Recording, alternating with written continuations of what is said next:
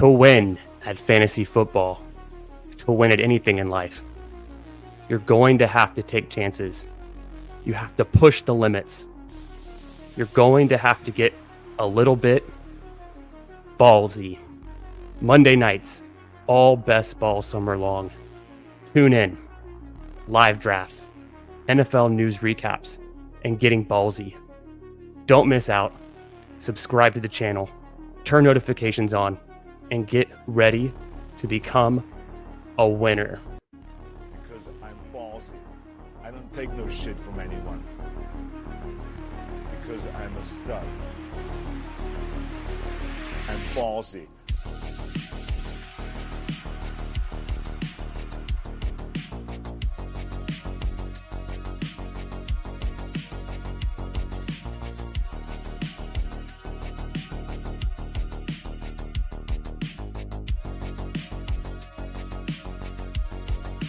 Anywhere I want. Bindles. How we doing, my man?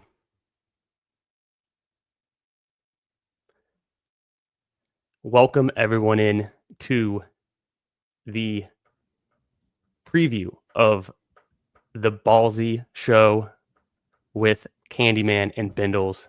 How's everyone doing on this Saturday night? How's it going, brother? Yeah, sorry, I was muted and fucking around on the side. So yeah, man, I'm excited for this. Yeah, you're a ball knower. Always appreciate your content, and I'm excited to I think it's a good mix, right? We'll cover some dynasty, some movement throughout the market, how we're handling different situations, news and notes, and then ripping some best ball drafts. So it sounds like it's going to be a very exciting hot best ball summer for both of us. Bindles, you're a stud. You don't take shit from anyone. You're ballsy. You're smoking your stogies inside. And I'm excited. We're going to be drafting best ball manias every Monday night, beginning on May 19th. The Monday following the schedule drop is the official first episode of Ballsy. It's going to be Bindles and I talking ball. It's going to be best ball themed. Like I said, NFL news recaps from everything that happens the week before. And we're going to be covering dynasty questions. We're going to be talking all kinds of ball and drafting a best ball mania every Monday night. So tune in, put it on your schedule. 8:30 to 8:45 Central is when we're going to kick it off. And we're excited to do it. We're excited for y'all to be here and be a part of this. It's going to be a great best ball summer. Yes, sir. So I think as we get into our first draft tonight, we're going to be drafting something casual. We're going to do a puppy, I think, together with you guys in the chat. But before we start getting into that, there's been already some news this week. It's been talked about the Pickens trade to Dallas and the impacts on the Cowboys and the Steelers. But before we get to that, Bindles, the biggest news today, Derek Carr announces retirement. All right. Who had that on their bingo card for 2025? Not me. Definitely not. Yeah, man. No, it's sad. Derek Carr, I feel like, never elite, but he was pretty good there for a while before he had, I forget what his injury was when he played for the Raiders, but he was, I think, having an MVP type year. And then, kind of went downhill from there. Obviously Raiders and Saints, not two great organizations you want to be playing for, but I think obviously it's probably a little bit of a downgrade for all the Saints receivers for Olave, but I'm not sure it'll be that much different. Like, I'm still pretty high on Olave. He might drop a little bit. But I just think he's been undervalued this whole time, just based on kind of the concussion stuff. I think if he didn't have the bad injury run out last year, I think he probably like where like MHJ, like where those guys go, kind of that range. No doubt. He was a second round pick last year, so I think he's still super talented. Maybe the absolute ceiling isn't as high, but he should still dominate targets. And Yeah, I don't know. Tyler Shuck, I don't know if I'm going to be drafting him. Maybe late. I mean, I guess any starting quarterback, if you think he's going to be starting pretty much all the games, which I guess we're assuming it's Shuck because they drafted him, but who knows? Maybe Rattler would start a couple games. Maybe Aaron Rodgers will go there. I saw you tweeting a bunch about that. What do you think is going to happen in New Orleans? So, yeah, I had to troll all the Saints fans today. Make sure that the first thing they saw when they woke up this morning was Aaron Rodgers wearing number 12 in a Saints uniform. So I got their goat a little bit. And no, I don't think that's realistic at all. I think it's Rodgers going to the Steelers, or it's May 10th. Anything can happen, but I really don't think Rodgers goes to New Orleans. But it's kind of interesting, right? The Steelers are in a position where they could say, let's roll with Will Howard and Rudolph. And the Saints could just say, let's roll with all these, like Rattler, and they just got Shuck. They're both in a kind of a similar position, although I guess the Saints are technically in a slightly better position. It depends on if you believe in Shuck at all or not, but they just got a quarterback in the second round of the NFL draft. The Steelers are just hanging on with a retread veteran and Rudolph, who's never worked out. They've tried to install him before. And then Will Howard, who I think is actually very experienced coming out of college football, playing at Kansas State and then winning the Natty at Ohio State. And so maybe he's from Pennsylvania. Maybe there's a story there. Maybe they do. Maybe both of these teams are rolling with the rookies or the QB room they have today. But yeah, most likely it's Aaron Rodgers going to Pittsburgh. I don't think anyone would be that surprised. Yeah. Pittsburgh's really interesting. I think DK, because of like ETRs ranking him super high, and I'm not sure where Leg Up has him, but I'm just not really excited about DK, even if it is really Rodgers. I feel like he will have some spike weeks. So I guess you're just betting on the 30% target share and of 25 passes a game or 30 passes a game or whatever it is. Right. But I'm not super excited about that situation. I think Pickens is the big winner out of all of this movement, just because, no doubt. Yeah, anytime. I mean, obviously it's injury dependent, but you can say that for anyone, right? But if Dak is healthy, they're going to be slinging the rock a ton. Super high pass rate team, I think, and I think I'm a Dak believer. I'm a Dak supporter. So I mean, I think obviously that's just a ton more targets for Pickens. And I think he's a very perfect complement to CeeDee Lamb on the other side there. I think he should get a lot of single coverage, which is where he feasts. And I think he's going to have, quite a few spike weeks and solid target volume, as well as pretty elite contingent upside. If Lamb were to go down, I mean, he would just get absolutely fed. So I think he's the big winner. I honestly prefer Pickens to DK straight up. I don't think market would have it that way. But I mean, yeah, you kind of look at like these offenses, like the Bengals, or like these super high pass volume offenses, the Rams, where it's like the number 2 guy can be more valuable than the number 1 Yes. on teams where they're not as good of offenses. So that's kind of where I lean with all of that.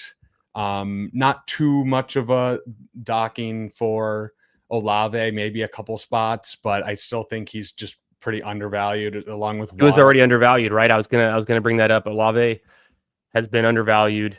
He's going his ADP and where Alvin Kamara goes right now. It's like whatever your team needs. If you need a running back, take Kamara. If you need a wide receiver, you take Olave, or you're fading both of them because you don't want the Saints. I think they're both a little undervalued, but they got to take a small hit from this uncertainty.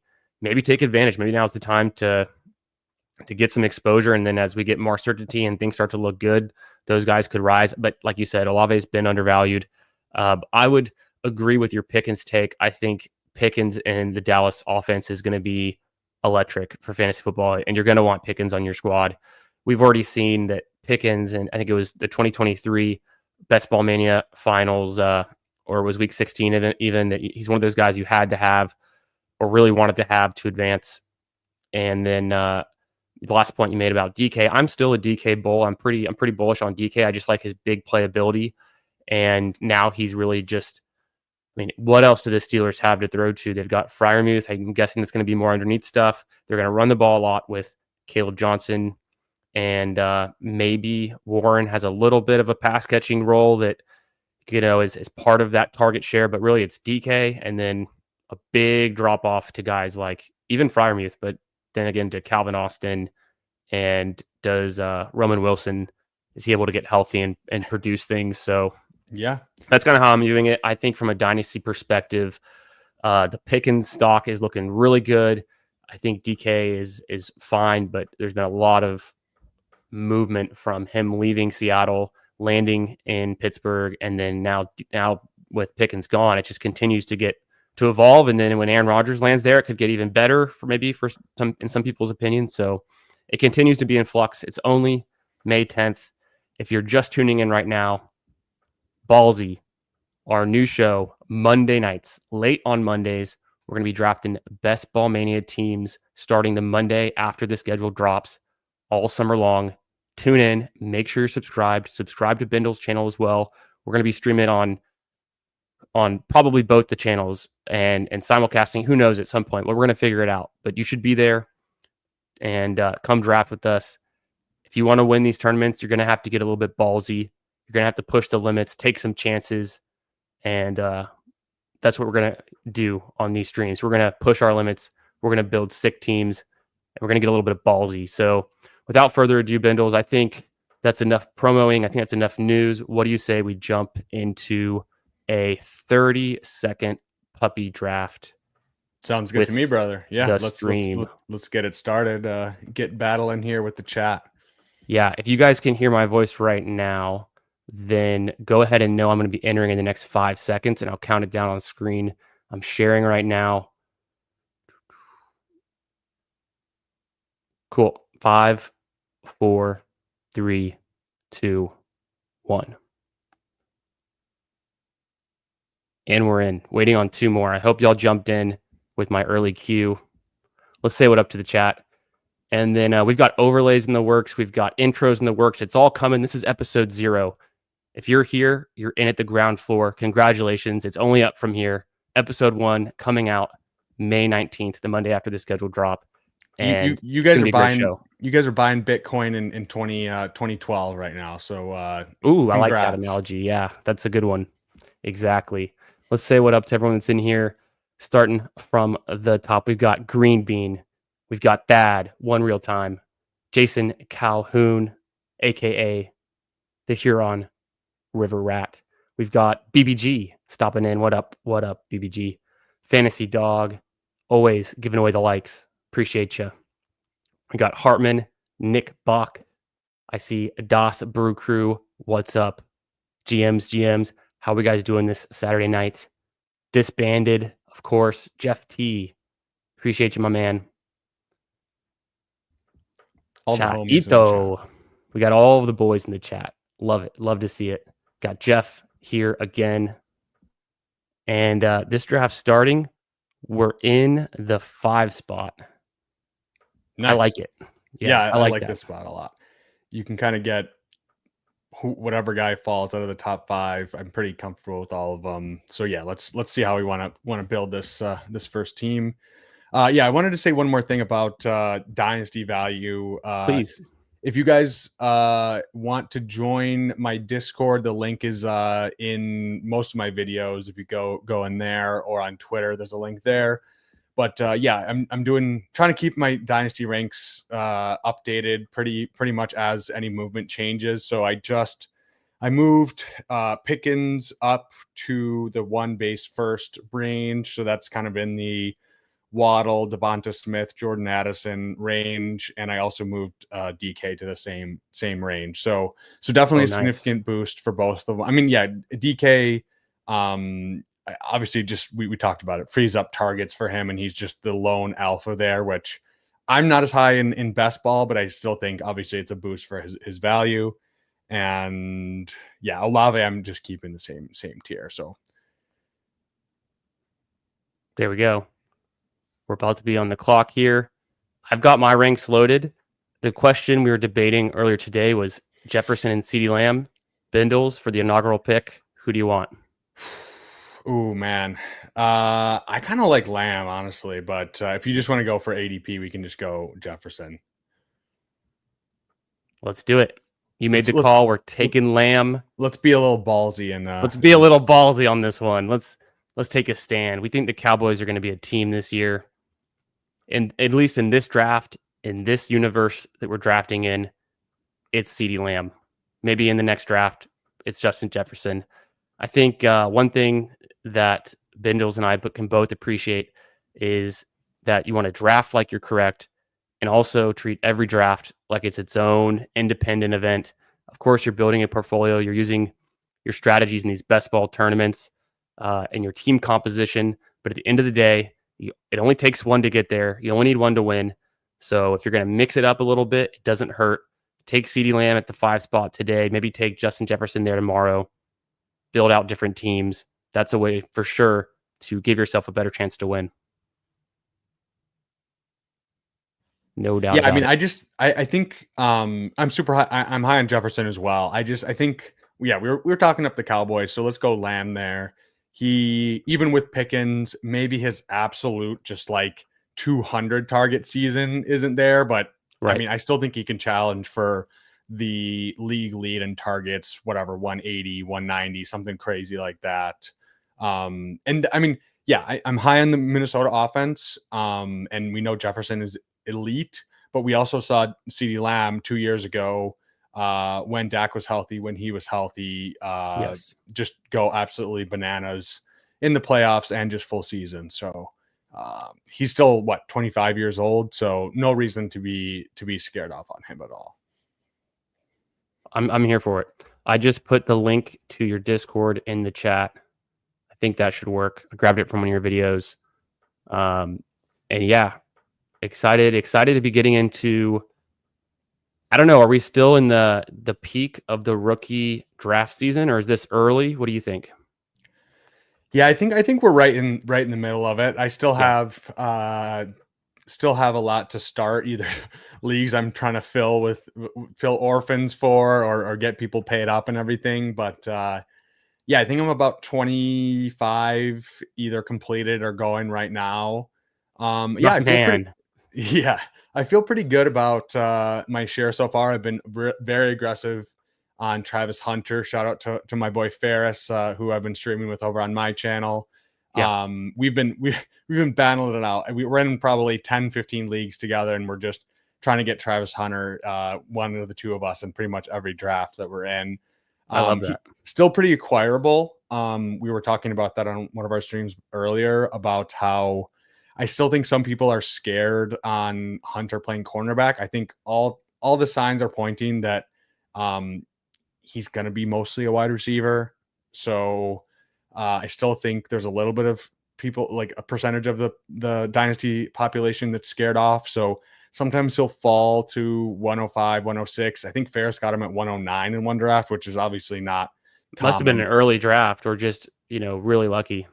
Yeah, I think it was pretty much after the NFL draft. So I think maybe just people were scared off, which is that. Yeah, like I said, that's an outlier there. But I think the main takeaway we were talking about was that you can still trade up to whether it's 102 or if he falls to 105 for like whatever 2 late-ish firsts. Like if you have like a 108, a 109 plus another player that's around that late first range, I still think people are scared enough where they're willing to move off for that kind of haul, and I'm perfectly fine paying that price for the upside of Hunter. So yeah, that's been my get my guy so far for rookie drafts. I like that call. I was lucky to get Hunter at the 105 in the first rookie draft I did. Yes. I mean, probably it started the day after the NFL draft. We're back on the clock. I would tend to go AJ Brown all across the second round. So here it seems like a good value. Are you in on AJ Brown? Yeah, let's go AJ Brown. We might luck into a week 17 thing there with Eagles and Cowboys. So that's slight lean towards the division opponent there. But yeah, I think that's a very beautiful start, especially with AJ Brown falling to pick 20. That's really nice. Two alphas, two guys who can give you whatever 30, 35 points in any given week. So yeah, can't really ask for much more than that. You already know AJ Brown smokes his stogies inside, and he doesn't take shit from anyone. I actually saw AJ Brown giving a commencement speech for the graduates at Ole Miss earlier today, so that was kind of cool. Just other random NFL news and headlines going on. The rookies are in their mini camps or whatever they're calling this, and we're seeing a lot of guys run around in helmets and shorts. Have you gotten any new intel from these practices? Anything that, in a dynasty perspective or even a best ball perspective, is something you'd want to take note of or share with the chat? Yeah, I don't want to be too reactive this early. I think, yeah, I don't obviously like hype clips and just people actually seeing the players in the uniforms is I think sways people. But I'm usually, until we get like really actionable news for rookies, kind of like going into training camp, kind of the late July, early August range. That's when I'll really be trying to make substantive moves. Yeah, did you see? Yeah, I was gonna say, did you see the one spot? I thought it was weird when he took Lamar Jackson, and we didn't really bring it up, but we were just kind of rolling with it. And then when he goes with the other two quarterbacks, we'll see. Maybe he'll turn it around. It could be a new user, and he's just testing out the waters.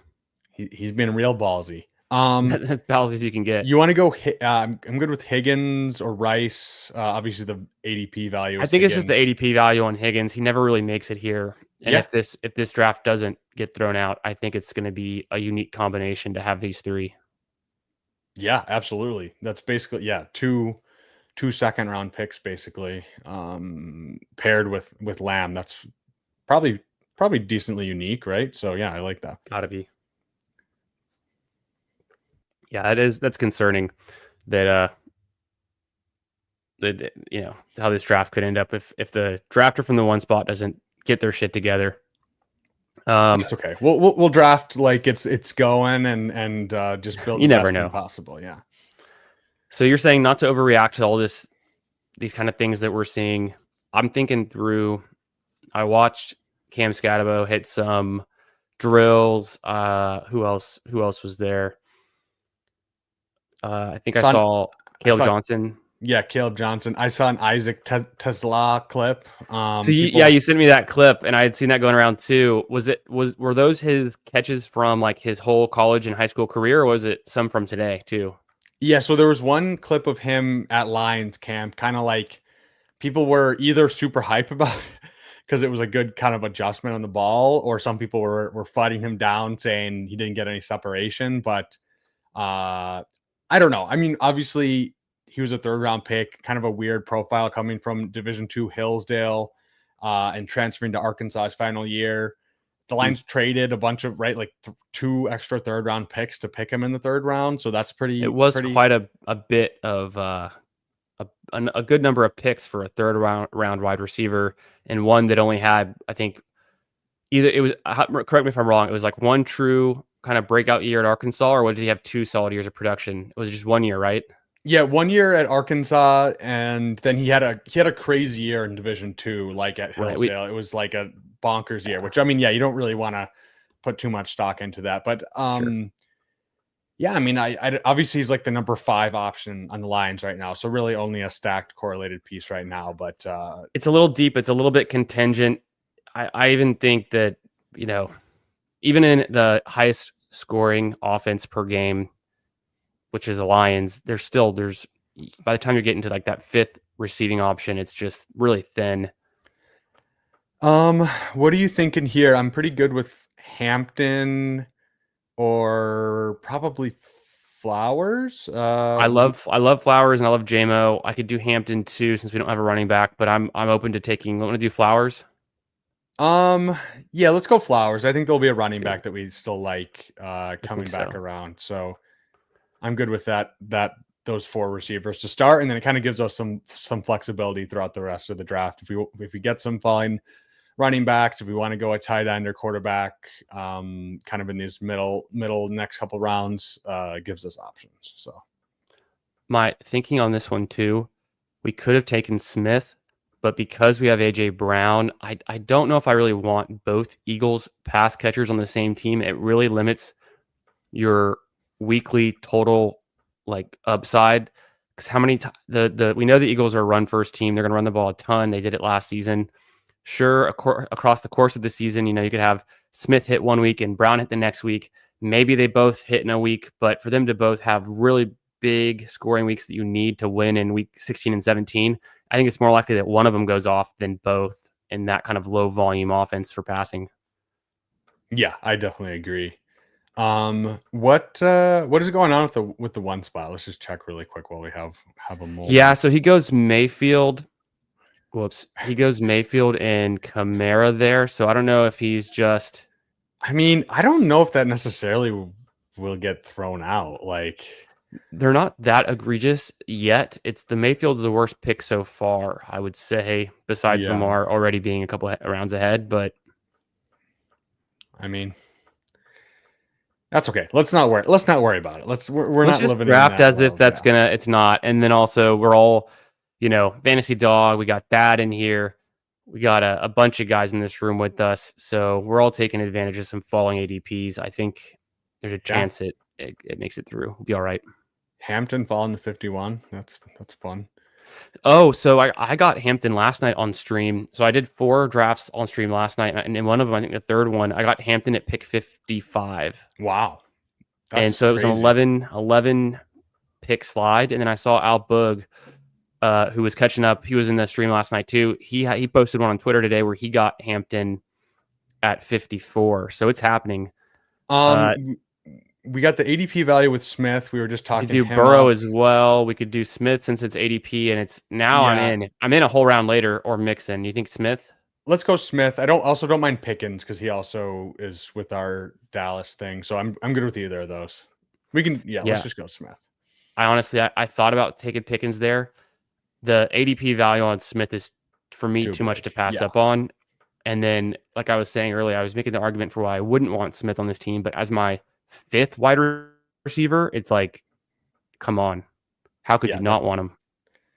Yeah, I mean, we'll see. Some guys are falling, so maybe Pickens falls to us there all the way in the next round, and we just don't take another wide receiver. We just go 6 wide receivers, and then I'm down for that. We're done. If that happens, I'm fine doing that because I think there's definitely running backs I like in these next couple rounds. So yeah, there's still some good values in these rounds.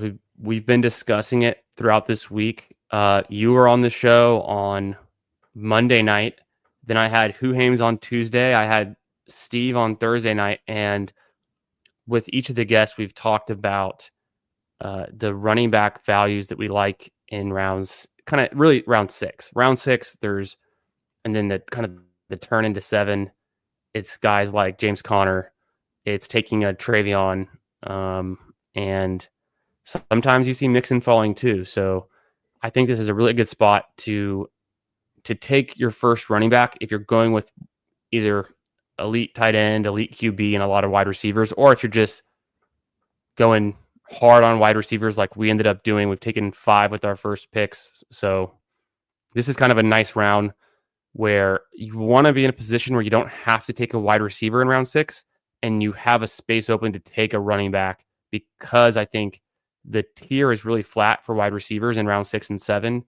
But the running backs, there's a pretty big drop off after you get past maybe Quinshawn, maybe even Quinshawn. Maybe some people think he's not in this group with where Kamara usually goes. He goes early here, but where he usually goes, and then like James Conner, Chuba's kind of in there.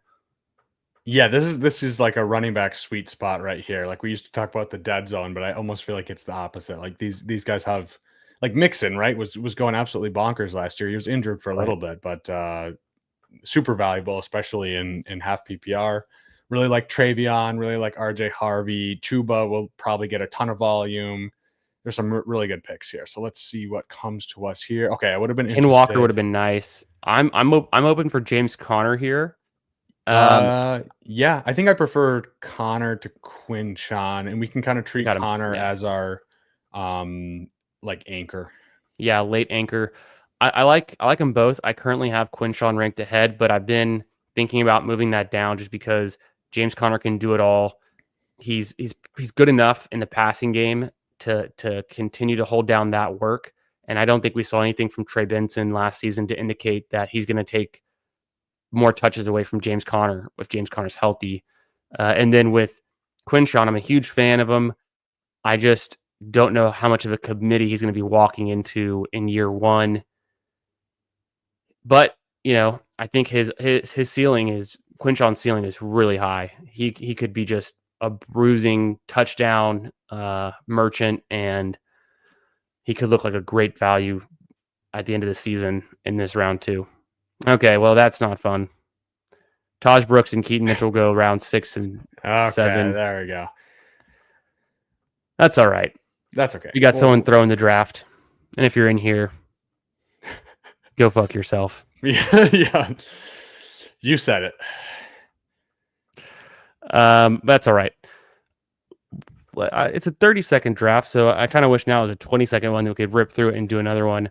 I say let's just continue to draft, and we could talk about these players, and we'll get just as much value kind of mocking this experience as much as we would drafting this sick team. Because, yeah, now looking back, you're never going to be able to get these 5 receivers in a draft that has any integrity. Yeah, no, definitely not. Okay, we're back up. Yeah. Jennings off the board. I don't mind I like Golden. I'll sort by, you can kind of see what else is there. Yeah, I don't mind DeMont either. I kind of feel like we go Montgomery because we already have so many wide receivers. I feel like this is like a lot of projectable volume here, and DeMont still has a contingent upside. As much as we love Jahmyr Gibbs, like they're not gonna just give Jahmyr Gibbs 75% of the work. It's gonna be pretty split up. He still has a lot of touchdown upside in the Lions offense. So yeah, with these 5 receivers that we started with, that feels really good getting those 2, and then we can hold off for a while, get some rookies, get some contingent backs later on, and still have the wide receiver firepower that really you need. So with Montgomery, it gives us leverage against the Gibbs drafter in our room where we took CeeDee Lamb instead of Gibbs, with the first pick. That's a small consideration. And then again, the Lions' top scoring offense last year in points per game, as well. The fact that, we were looking at this earlier in the week. I've been talking about this. David Montgomery scored more points in fantasy last season than DeAndre Swift did. It was DeAndre Swift's best career year, and he still couldn't outscore Montgomery, who's the RB2, or 1B in his own offense. So having a running back who's splitting work in one of the best offenses is still worth a lot. It can be worth more than being the best running back in a bad offense, which the Bears were a bad offense last year. Yeah, I think DeMont is just such a good pick at this range. He's not sexy, right? Like everyone wants Gibbs. But yeah, we just want pieces of this offense, and touchdowns are super important in half PPR. So he's going to get those. And yeah, we've seen him have huge spike weeks when it's just him in the backfield. So especially with these wide receivers, that's super valuable. And you can kind of say the same thing for James Conner, right? So very similar types of bets. Yeah, it's a good range.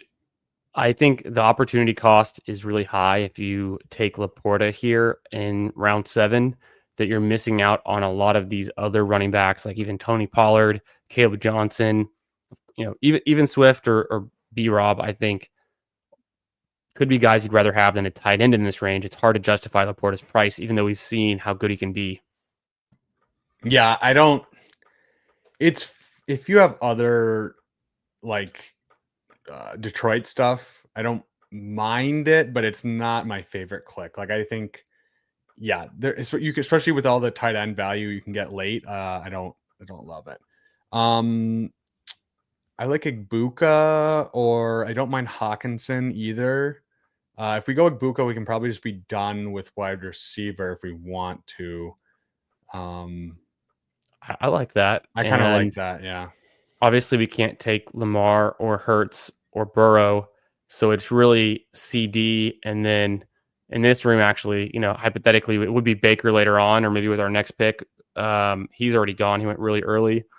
But if we're thinking about stacking partners, maybe we could have gone Hawkins in there. In another situation, I guess, if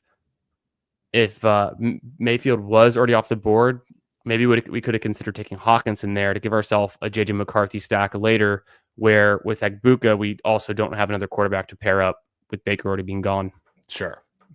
Yeah, that's just true. a tiebreaker. But, at the end of the day, it's don't try to force the stack if you don't have to. It's still, you want to get the best players in each round. Yeah, we can still try to build out like a back stack with some quarterback and tight end. We could add more receivers if we wanted to. Depends on what falls to us and kind of how it works out. So, and then I think the Justin Fields pick in round 8 is really nice. I'm of the opinion that we're going to see Justin Fields continue to rise up in ADP, moving up the board all summer long. Mooney's still there. We don't have it. We have Connor, but we don't really have any other Cardinals. So I don't know that I want Murray here as much. I don't either. I don't mind Scatabo. I don't mind Higgins either. We could do a Stroud later on as well for that. Want to do Higgins? Yeah, I think we don't really need Mix it up. The Mooney volume. We go for the upside bet with Higgins. Yeah, Higgins is interesting. What are your thoughts on Higgins? Because I like him. I don't love him, but he's definitely been steaming up a little bit. So, and it's not a perfect comparison, but last year, Ladd McConkey got the most money guaranteed for any second round pick wide receiver in NFL history. This year, Jaden Higgins' entire rookie contract is guaranteed. So it's the first time that's ever happened for a round 2 wide receiver. He has an entire guaranteed contract with the Texans. So they like him. They considered taking him in the first round. They traded back with the Giants and took him in the second round with the second overall pick in the second round. So that's kind of a bullish signal to me. Still, though, that's the range of the NFL draft. The bust rates are so high.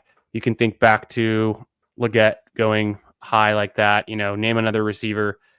Just the hit rates on these rookie receivers are kind of all over the place, and it's, you'd hope that he could break out and produce in year 1 and do something. He's a big receiver. He's going to line up on the other side of the field of Nico, and I think then Knoll is another interesting receiver they got that has another role. Obviously, they played together at Iowa State, so I'm intrigued by Higgins. I was lucky to get him in one of my dynasty rookie drafts. I got him at the 205, and I thought that was pretty good.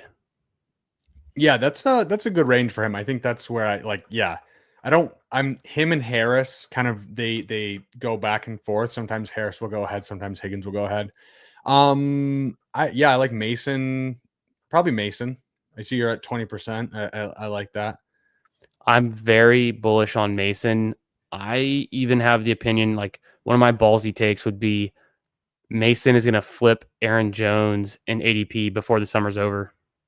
I can see that. If we get some good news out of camp. I mean, yeah, Aaron Jones, like he was still good last year, not as good as he has been, and he's just a 30-year-old running back. I think I probably wouldn't be betting against that if it's not Derrick Henry.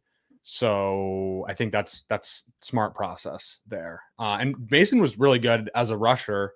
Really good. Yeah, I mean, not much of a receiver, but I think good offense, gets some goal line work, and yeah, if he's just a good rusher in that offense and getting those touchdowns, that's pretty good, especially at this cost. So yeah, that'll be interesting to see how that plays out this summer. And I think I agree with your take. They definitely could flip, because I know pretty much everyone I talk to is high on Mason. So if that's any indication, he's going to continue to keep moving up. So Mason's one of those players that's been rising since the drafts opened after the Super Bowl. Mason's He started off in the back of the board. He gets traded, goes to the Vikings, and he keeps rising up. Obviously, the ADPs are skewed in this room with what's potentially getting thrown out from the one spot, but I've been ranking Mason around pick 100, and I've been getting him in round 9 a lot. I think he's going to continue. He could, like I said, he can continue to rise up. Aaron Jones fell to 90 here. If this is another room and Aaron Jones is going 90, we take Jordan Mason in at 101. That's not too much of a stretch. It's a little bit of news. Maybe Aaron Jones has a hamstring tweak or something that could be enough to tip the balance, in my opinion.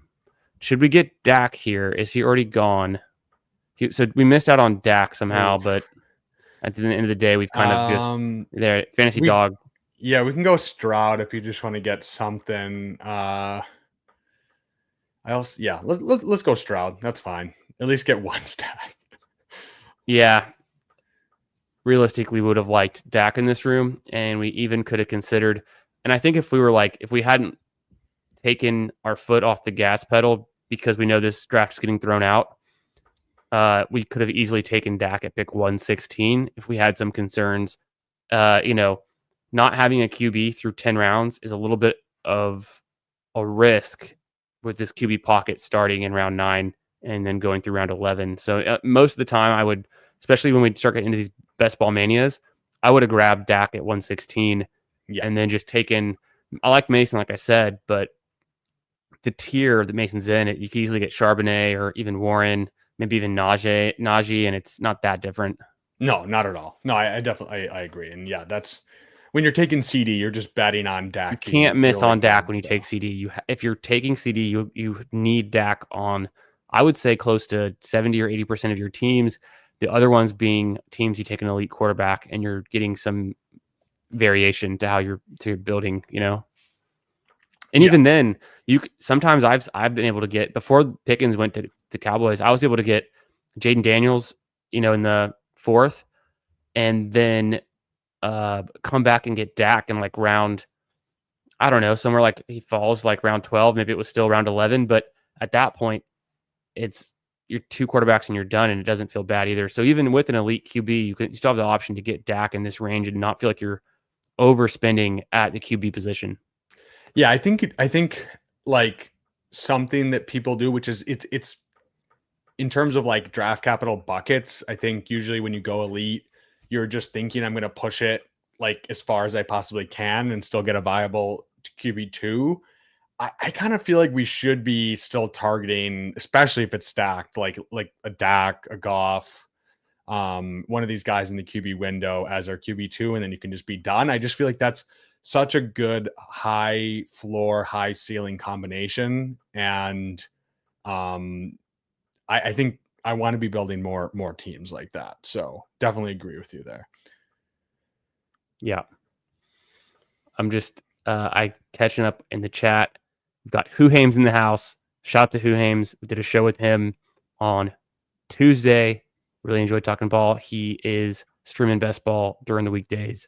Everyone knows him. Everyone loves him in the chat. But if you're new here, sub to this channel, sub to Bindle's channel, linked in the description, and click on Who Hames' name and go check him out as well. We've also got Meg in here from the Fanspeak Network.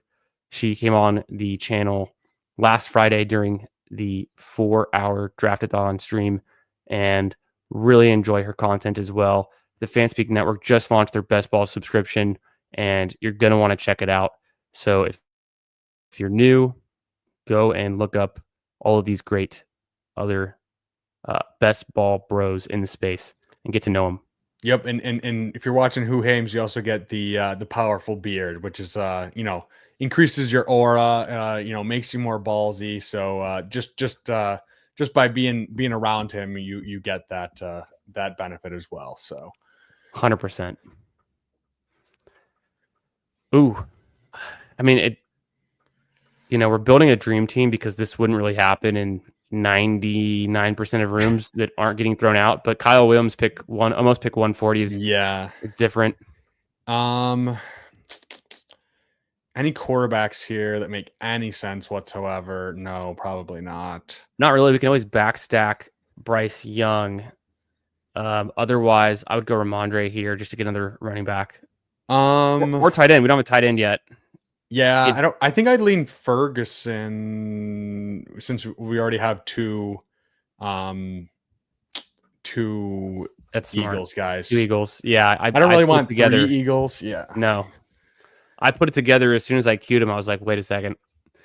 So, you know, getting Ferg there is good. One thing I've been doing, and I did this last night in a bunch of drafts, I'll take 2 tight ends, start late. I'll take one in like around here in round 12, or maybe a little bit earlier. Sometimes I'll get Loveland, and then I'll take like one more in round 13 or 14 and be done. So I'm willing to go 2 tight end with guys in the double digit rounds and just call it good, and kind of not be so willing to go 3 tight end like I was in the big board, and really focus on getting a 6 running back if I need it, or just to get more upside that, someone could continue to rise up the board all summer. It's probably not going to be a tight end. It's not going to be a third tight end, but it could be a running back or wide receiver. And, they could be hitting the flex and giving you a lot higher return in these rounds, Yeah. I think.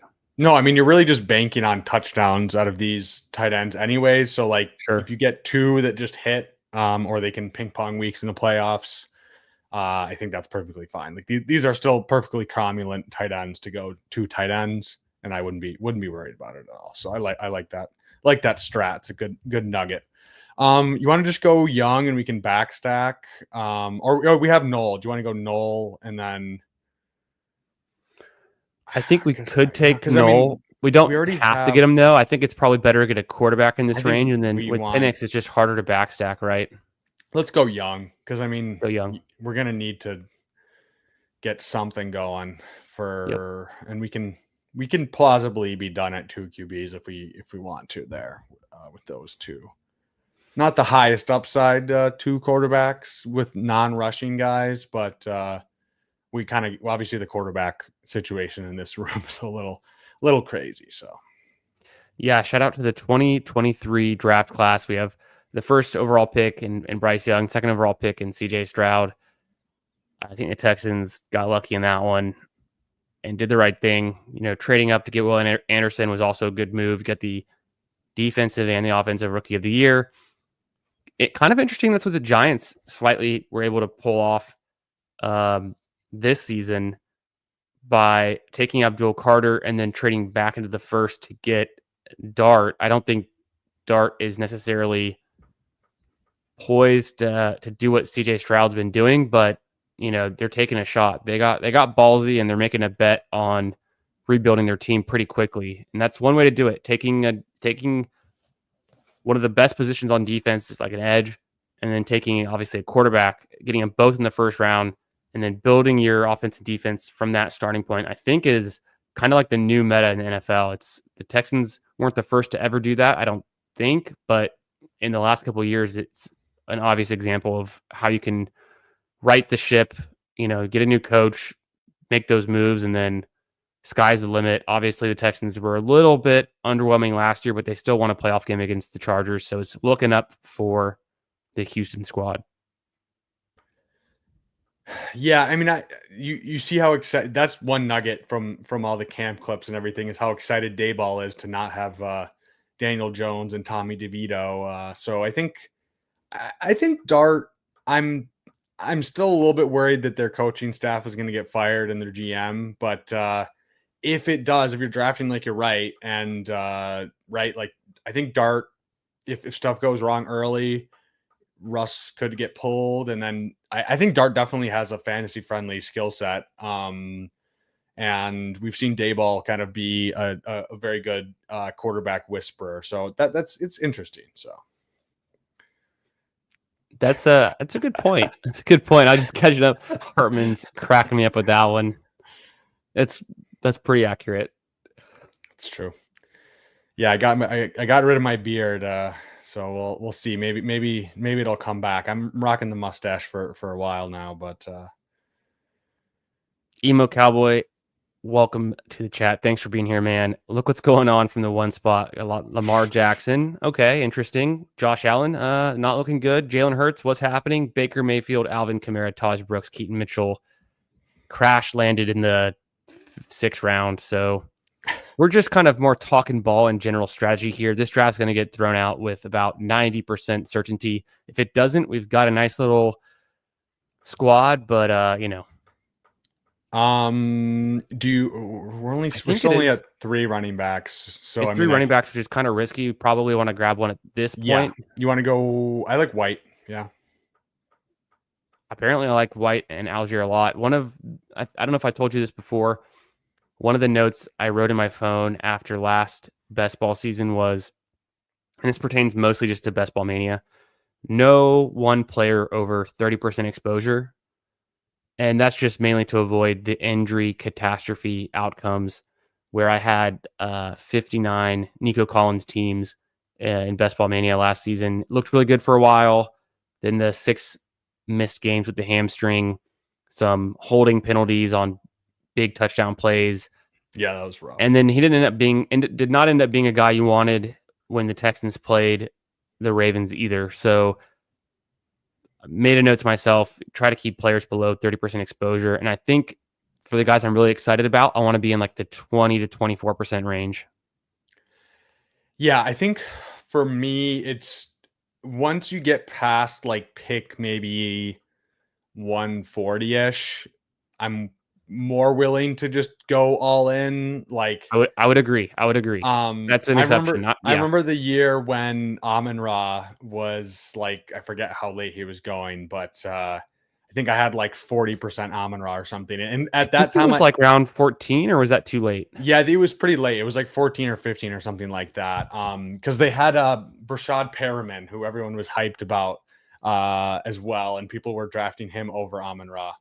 So yeah, like I think those types of guys, it's like these guys are all so cheap. We talk about the auction budget, like these are like whatever, pretty cheap. So that point I'm willing to do it. But yeah, like first 10, 12, 13 rounds, probably I think that's prudent to keep it a little bit higher. Unless you think there's just some guy past round 8 or 9 where you think, I think we got to take Noel here. We do. I was just kind of upset that Fantasy Dog sniped us on Thielen. Oof. Luckily this, like I said, well, this draft might not count, but if it did, I would have been real mad at Fantasy Dog for that one.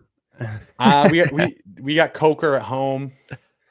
Is Coker gone too, though? I didn't see him. Maybe it's because we're not there yet, but no, he's not gone. And yeah, I don't know. Tight end.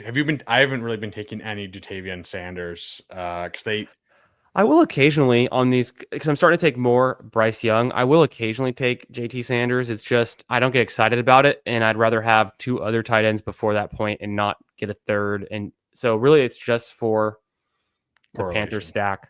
Yeah. Yeah, it's going to be real interesting on our first episode of Ballsy officially. Once we have the schedule out, that'll make that'll shift stuff around, right? Like I think especially like kind of like the 3-4 turn, the 2-3 turn, like kind of those turns people will get. That's really where guys get pushed up, right? Like to like whatever, whether it's like a half a round or something like that, just due to correlation. So it'll definitely be a little bit different, and I'm sure we will all have it memorized within the first 3 days. And I'm excited for it.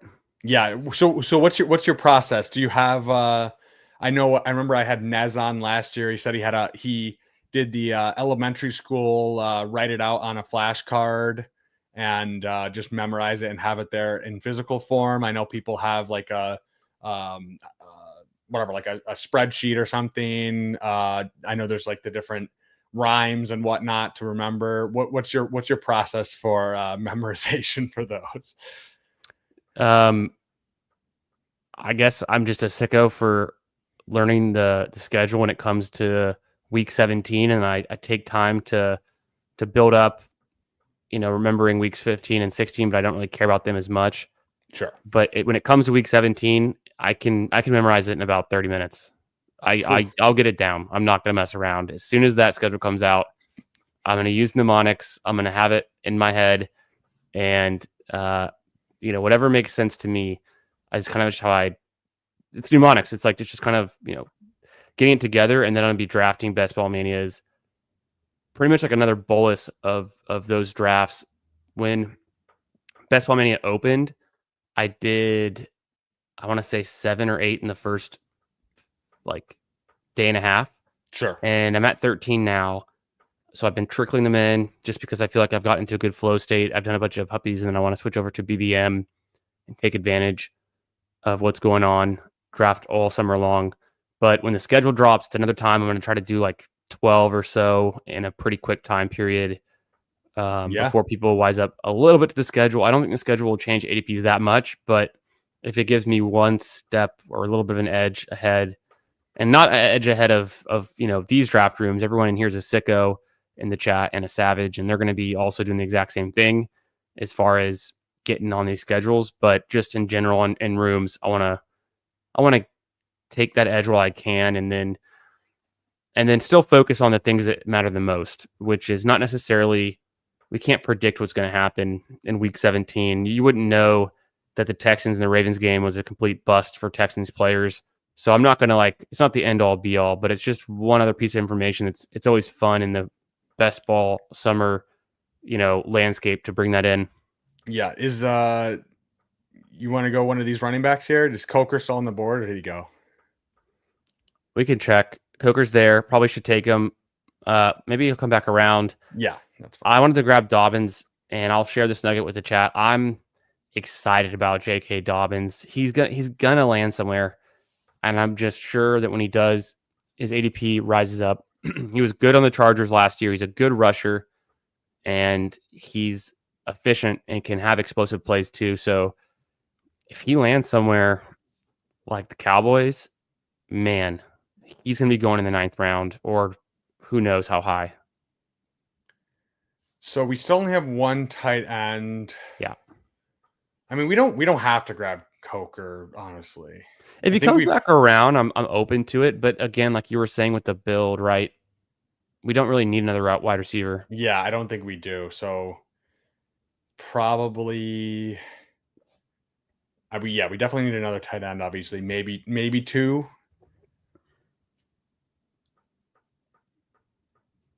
There we go. We got the mods bringing down the hammer. Finish him. Yeah, to the Shadow Realm. Okay. I mean, at the same time, it could be fun to get Coker. Schultz is there. I think we've already got 2 receivers, so we wouldn't need Schultz. And then we were talking bad on JT Sanders, but he's there for the stack if we want it. And if we want to switch from Coker to JT Sanders and then still work out a position we still need, just all things that are possible here. I feel like we triple stack for Stroud. I feel like we go Sanders just for the we need tight end more and at least get some sort of stack with Carolina, and then we can see if any of those 2 guys falls to us. Probably not, but yeah. I think that's wise. It's late, and we want to have the choice with our last pick to be able to fit what we see best and not be forced into, okay, well, we waited until round 18 to get our second tight end. Now we have to get a second tight end in round 18. And we get sniped on this guy, and that guy's gone, and we end up taking Higbee or something. That doesn't make sense. Yeah. So with the analogy of an auction budget, talking about draft capital, the difference between a pick in 17 and 18 is effectively nothing. They're the same bet, right? $1 bid. So getting JT Sanders here so that we have flexibility to take a running back or a receiver, whatever is there. Do you think that, I mean, this draft's kind of weird, but do you think Tyler Shuck's going to be getting drafted now? I think he probably should be. So, right. Tonight's the night to do it, if anything. Maybe there's news that, the other part we didn't bring up is I don't think Kirk Cousins goes to the Saints. I don't think the Falcons are going to trade him in the same division, and I don't think the Saints want that. I don't think so either. They have Rattler and they have Shuck, who they just took in the 2nd round. So I kind of feel like they stand pat. Like, I think it's to their benefit because if they suck and they just lose a bunch of games, they can set themselves up better for next year. Yeah, I like all those running backs. Definitely. We've got 5. It's not the strongest room, but if Dobbins turned into a mid-round pick, all of a sudden it is. So we don't need another running back. It could be nice. The Yeah, receivers are obviously stacked. I think we're set at probably don't need one receiver. there. Yeah, I think Yeah, it's don't need either one. tight end or running back. I do like Marshawn Lloyd. Do you like the upside of any of these running backs enough to override wanting to have the depth at tight end and then the stacks with the QBs that could pay off, during the playoff weeks? I think I'd probably go Schultz. I probably would. Because I don't feel great about JT Sanders as our second in a 2 tight end room. And I mean, yeah, it's still, I know Schultz didn't do a ton last year, but he's still quarterback tight end pairings are pretty fruitful. Right. Like if Schultz just happens to catch 2 touchdowns, that's going to be very nice. And yeah, I mean, our running backs aren't the strongest, but they're also, I think, fine with those 5. Demont and Connor are kind of holding us down. We're, like we said, we're both high on Mason, so he can give us standalone. He can give us standalone value and contingent value. So I think we're fine with those 5 running backs. I feel comfortable, and I'd rather just go with those 5 and then get an extra correlated tight end. So ballsy as it. Love it. Yeah, appreciate y'all all being in the chat. And yeah, that's interesting too. FF Explorer brings up, and someone mentioned this to me before, and I don't know the exact details. Maybe Bindles does, or we can ask the chat and figure out. But don't the Chargers have like some kind of tender on Dobbins where if he doesn't end up signing, they get him back, right? Yep, there's some weird. I don't remember. We'd have to look it up for the second round tender or something. Or yep. no, is that too much? Is it not a second round? Is it something different? But I think it was a 3rd rounder, maybe. I forget what it was, but no. I mean, yeah, that's kind of a weird. It's kind of a weird thing. But I do feel like he ends up signing somewhere, though. Yeah, whether it's an injury in camp or something, because those kind of always happen. Chaos will play out, and I think Dobbins will sign somewhere. So, Bindles, are you down for a 20-second puppy this time? We could rip through it, and we'll see if we can get a real draft in with the chat and everyone else. Yeah, I'm here for pretty much as long as you want to go. So it's completely up to you. Yeah, nice. And we're gonna join this one. 5, 4, 3, 2, 1. A 20-second puppy waiting on 11. Perfect timing. You guys can get in. Let's get a real draft in. Last one was a test run, just like tonight is a test run for the new show. And if you weren't here during the intro, once it's over, go ahead and play it back because I thought it was me talking, but so it's pretty good. It's pretty good, but we're excited. It's going to be me and Bindles Monday nights. Here's the new show. It's a best ball show, a dynasty show. It's talking ball, getting ballsy, and yeah, we're excited for it. We're excited to do it with all of you guys, all best ball summer long. So stay tuned. Make sure you're sub to this channel if you're new, and Bindles channel as well. A lot of good stuff coming out for you. Yeah, I like that. I like the graphic you made up, sir. It's I appreciate that. Quite ballsy of you.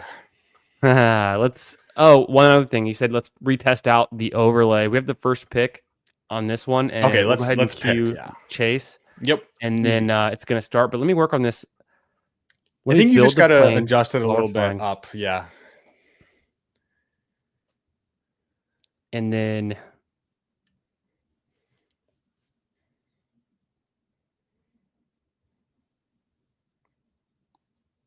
yeah, you can I know you can do a custom one over there to the right, and then you can drag them and adjust them. You guys are getting a behind the scenes look at how the sausage is made.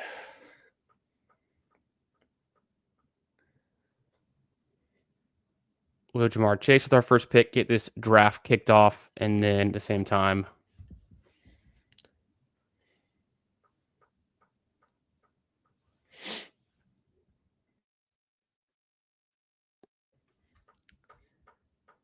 almost there. Oh, you're good. That's okay. Not too much anticipation with Chase 101. That's easy click. Don't need to vamp too much about that. Yeah. But yeah, no, I'm definitely excited. Yeah, I mean, I think it's really fun to talk through Dynasty and Best Ball together. I think they both benefit each other. It's mutually beneficial to kind of play both, talk about both. One informs the other. I think especially the way that as I've been playing more Dynasty, you kind of come to realize that it's like you want to kind of be playing. It's obviously not just fully redraft, but the more I play it, it's like you want to play it more like redraft than I think most people do. You want to kind of yeah, like you want to win. Like it's plus EV to try to win. So I think some people punt off their teams too much. They're too focused on just either winning value, gaining value, or maintaining value. You want to. We'll talk through more dynasty strategy, but yeah, that I think if you guys are new to dynasty, if you're new to best ball, and you aren't playing the other one, I definitely think it's try to get into both. Maybe we can do a ballsy dynasty league and get some of the fellas in there, and yeah, we can. There's definitely some stuff that can be done there. So Yeah, I like that idea. I think there's a lot of excitement this summer around obviously best ball, dynasty as well. And we just want to cover it all, give all the takes, cover the news, what's going on, stay current. That's why I think Monday night's going to be a great time for this show. Anything that happened over the weekend, we can recap things that are happening from the last week and everything. And so, yeah, really excited for this. And I think it's going to be a good combo. Yeah, talking about both dynasty and best ball. BBG says he's in. Sweet. And then also, we've got, although I'm kind of doing this overlay, shout out to Bindles for putting it together. I'm just failing at putting it together, but Bindles, or by utilizing it right now, like actually using it. But Bindles put it together for us. We've also got one with the third box. So after maybe a week, we'll see how long it takes until we start bringing in guests on Monday night to get ballsy with us. And they're going to have to order some shades on Amazon, or maybe we'll give them a stipend. Maybe we'll give them a little stipend for getting some new glasses if they need them. Exactly. Yeah, it's part of the program. You gotta get ballsy and not see your screen fully. So yeah. No, actually, no. Honestly, it's nice because I have the nice. I have the ring light here that's kind of bright in my eyes, so it's kind of nice to have the sunglasses on. You know, sunglasses at night. That's part of it. It's part of it. The chat never knows where we're looking, what we're going to do next. It's kind of like a poker, a pro, look. And the other thing is, yeah, we've got Arnold here tonight with us. He's feeling ballsy. He's not taking shit from anyone. He's smoking his stogie inside. And that's our inspiration for the show. We're just going to be making ballsy picks, predicting things, trying to draft teams that win 6 months in advance from when the outcomes, are going to take place. So you got to get ballsy. You got to push the limits. You got to take a chance to win it all. That's what this show's about. So tune in. Monday nights coming soon, right after the schedule drops. That very first Monday will be our very first show. Tonight's just a preview, just to get you excited and to get you to come along for this journey. All right, we are on the clock here. All right, we got to take this one serious because that was like a mock Exactly. puppy. Now we've got a real one where we can prove our stuff. We can get ballsy. Let's talk about our picks. It's 20 seconds, so we've got two, which is nice. We got 40 seconds to make two picks. I don't mind Jacobs here. I like him. I don't usually take them. I kind of Jacobs and Rice would probably be my two. Don't mind Chase Brown either, but by ADP would be Jacobs. Yeah, I would go one running back. So either Jacobs or Chase, whoever you want to go here. If you have a Let's do lean, Jacobs. And any other receivers here you like, or is it one of these two for you? I mean, I've got 28% Rice. I'm in. Definitely. I think that's just the move. Just go Rice until he's a second round pick. I'm going to keep drafting him in the third. Yeah, no, I think that we got guy who could be an RB1, definitely just getting a ton of volume in that Green Bay offense, which we think will be good again. Hopefully Jordan Love doesn't get hurt this year, and it's just a little bit more functional overall. And I mean Rice, if he's all go, if he's good to go, which all indications so far, we're still far out. Like we were just saying, we're still very long ways away from August and September when the games start. But right, I think you can make a case for him. Yeah, up here with Ladd, with AJ Brown, with T Higgins in the second round. So keep getting that CLB right there. Definitely. Along with with taking Jamar Chase, the first decision you have to make is if you're gonna, and if you can get him, is if you're gonna take T Higgins. The second decision you're gonna make from the one spot is if you take Joe Burrow in the 4th or 5th round with that first pick. In those, and so as I think about my own portfolio and what I want to build out, I'm guessing I'm going to want Joe Burrow on 50% or so of my Jamar Chase teams, compared to me wanting Dak on 75, plus % of my CD Lamb teams. Burrow is so much more expensive, and yes, he is the best pocket passing quarterback recently, and that could continue. But the price, it's the opportunity cost of getting a running back or another tier 2, 3 receiver in that range. Or you're taking Burrow. Burrow could be that guy you need with Chase, but at the same time, can you replace the points at the quarterback position a bit? It's a bit easier than replacing, a lot of these top second tier wide receivers and running backs. So that's kind of my thinking why I'm probably going to only take about half of Burrow. So it's like a coin flip. Maybe it's when you get Jamar Chase, at least in my opinion, you get to around the first pick in round 5. If Burrow's still there, flip a coin, take him or don't. Yeah, it's I agree with you. I think it's about a coin flip. I definitely want to be pushing it, like you said, about half the time, because if you can build that super team where he falls all the way back around, it doesn't happen super often, but then that's super nice getting those other guys at that turn and getting Burrow to fall, which doesn't happen too often, but especially with T Higgins going one pick before us. So probably won't happen here, but that's true. I doubt you can successfully push Joe Burrow with the T Higgins drafter on the inside of you right here, right? Because it'd have to be at pick 71 and then 72. But at the same time, if you take Joe Burrow every single time you have Jamar Chase and you take him in round 4 or 5 turn, you're never going to have the chance to test it out to see if you can get him in round 6, 7. So it's at least worth it to push him some of the time, if not half the time, at least some of the time. Yeah, I think if he might go Burrow here, we'll see. But I think this is probably just with what we're describing. I think it's probably just a Burrow click here if he's there. Could be. Josh Allen goes in the 4th round, so it feels like it's not a good value, but at the same time, it's all relative.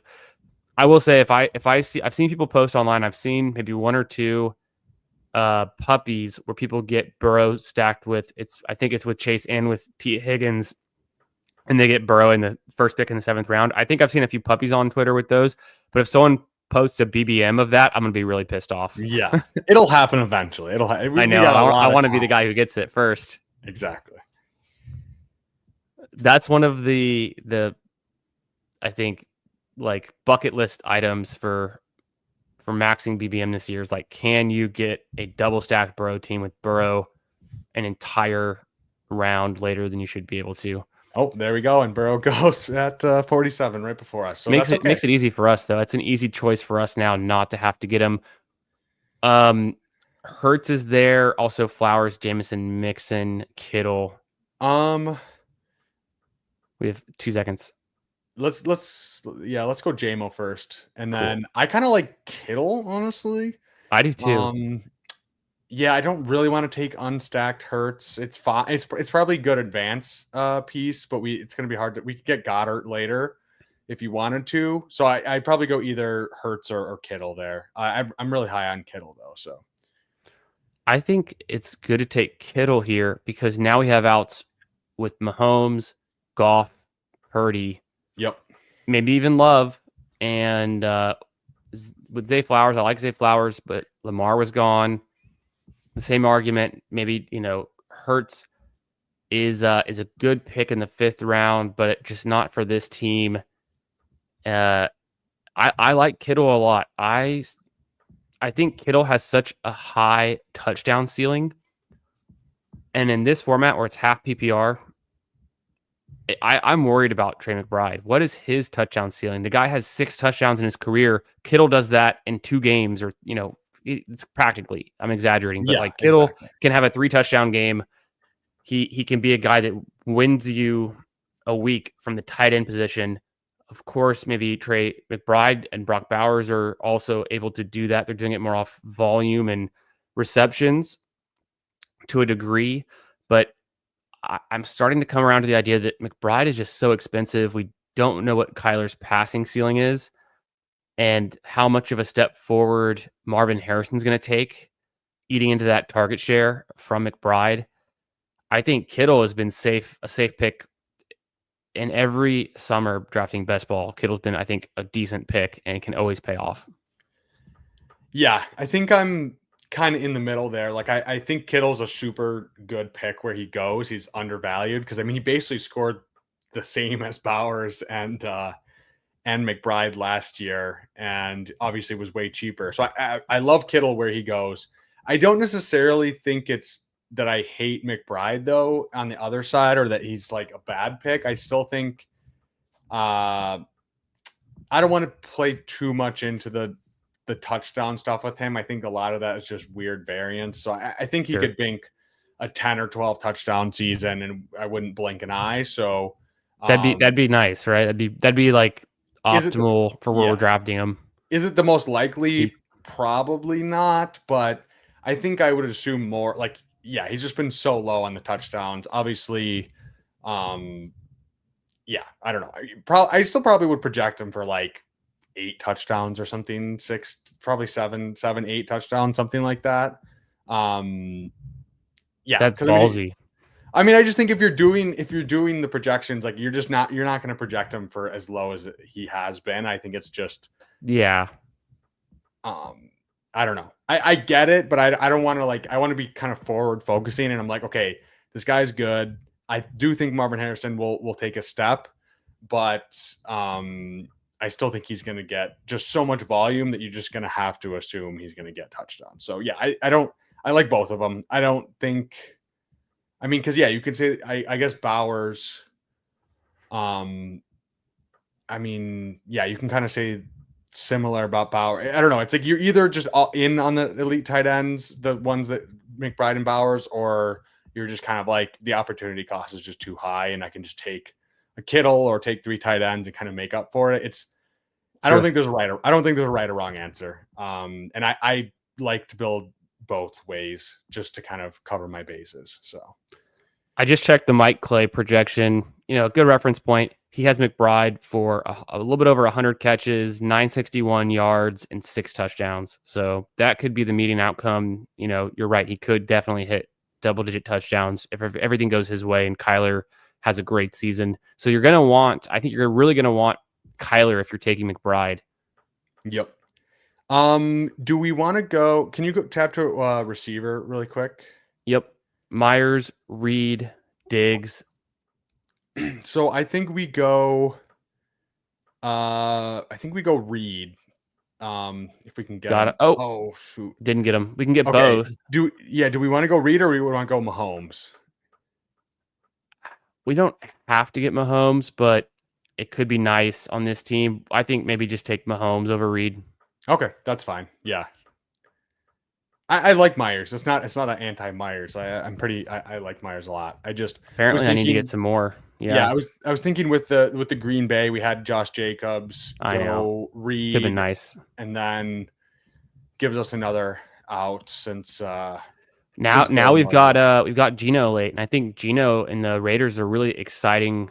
It's an exciting new offense to take a piece of. So I'm trying to get more of that. It's been tough for me to get. It's honestly been tough for me to get Jacoby Myers because I want to take Matthew Golden over him. And then I've been taking a lot of Diggs as well.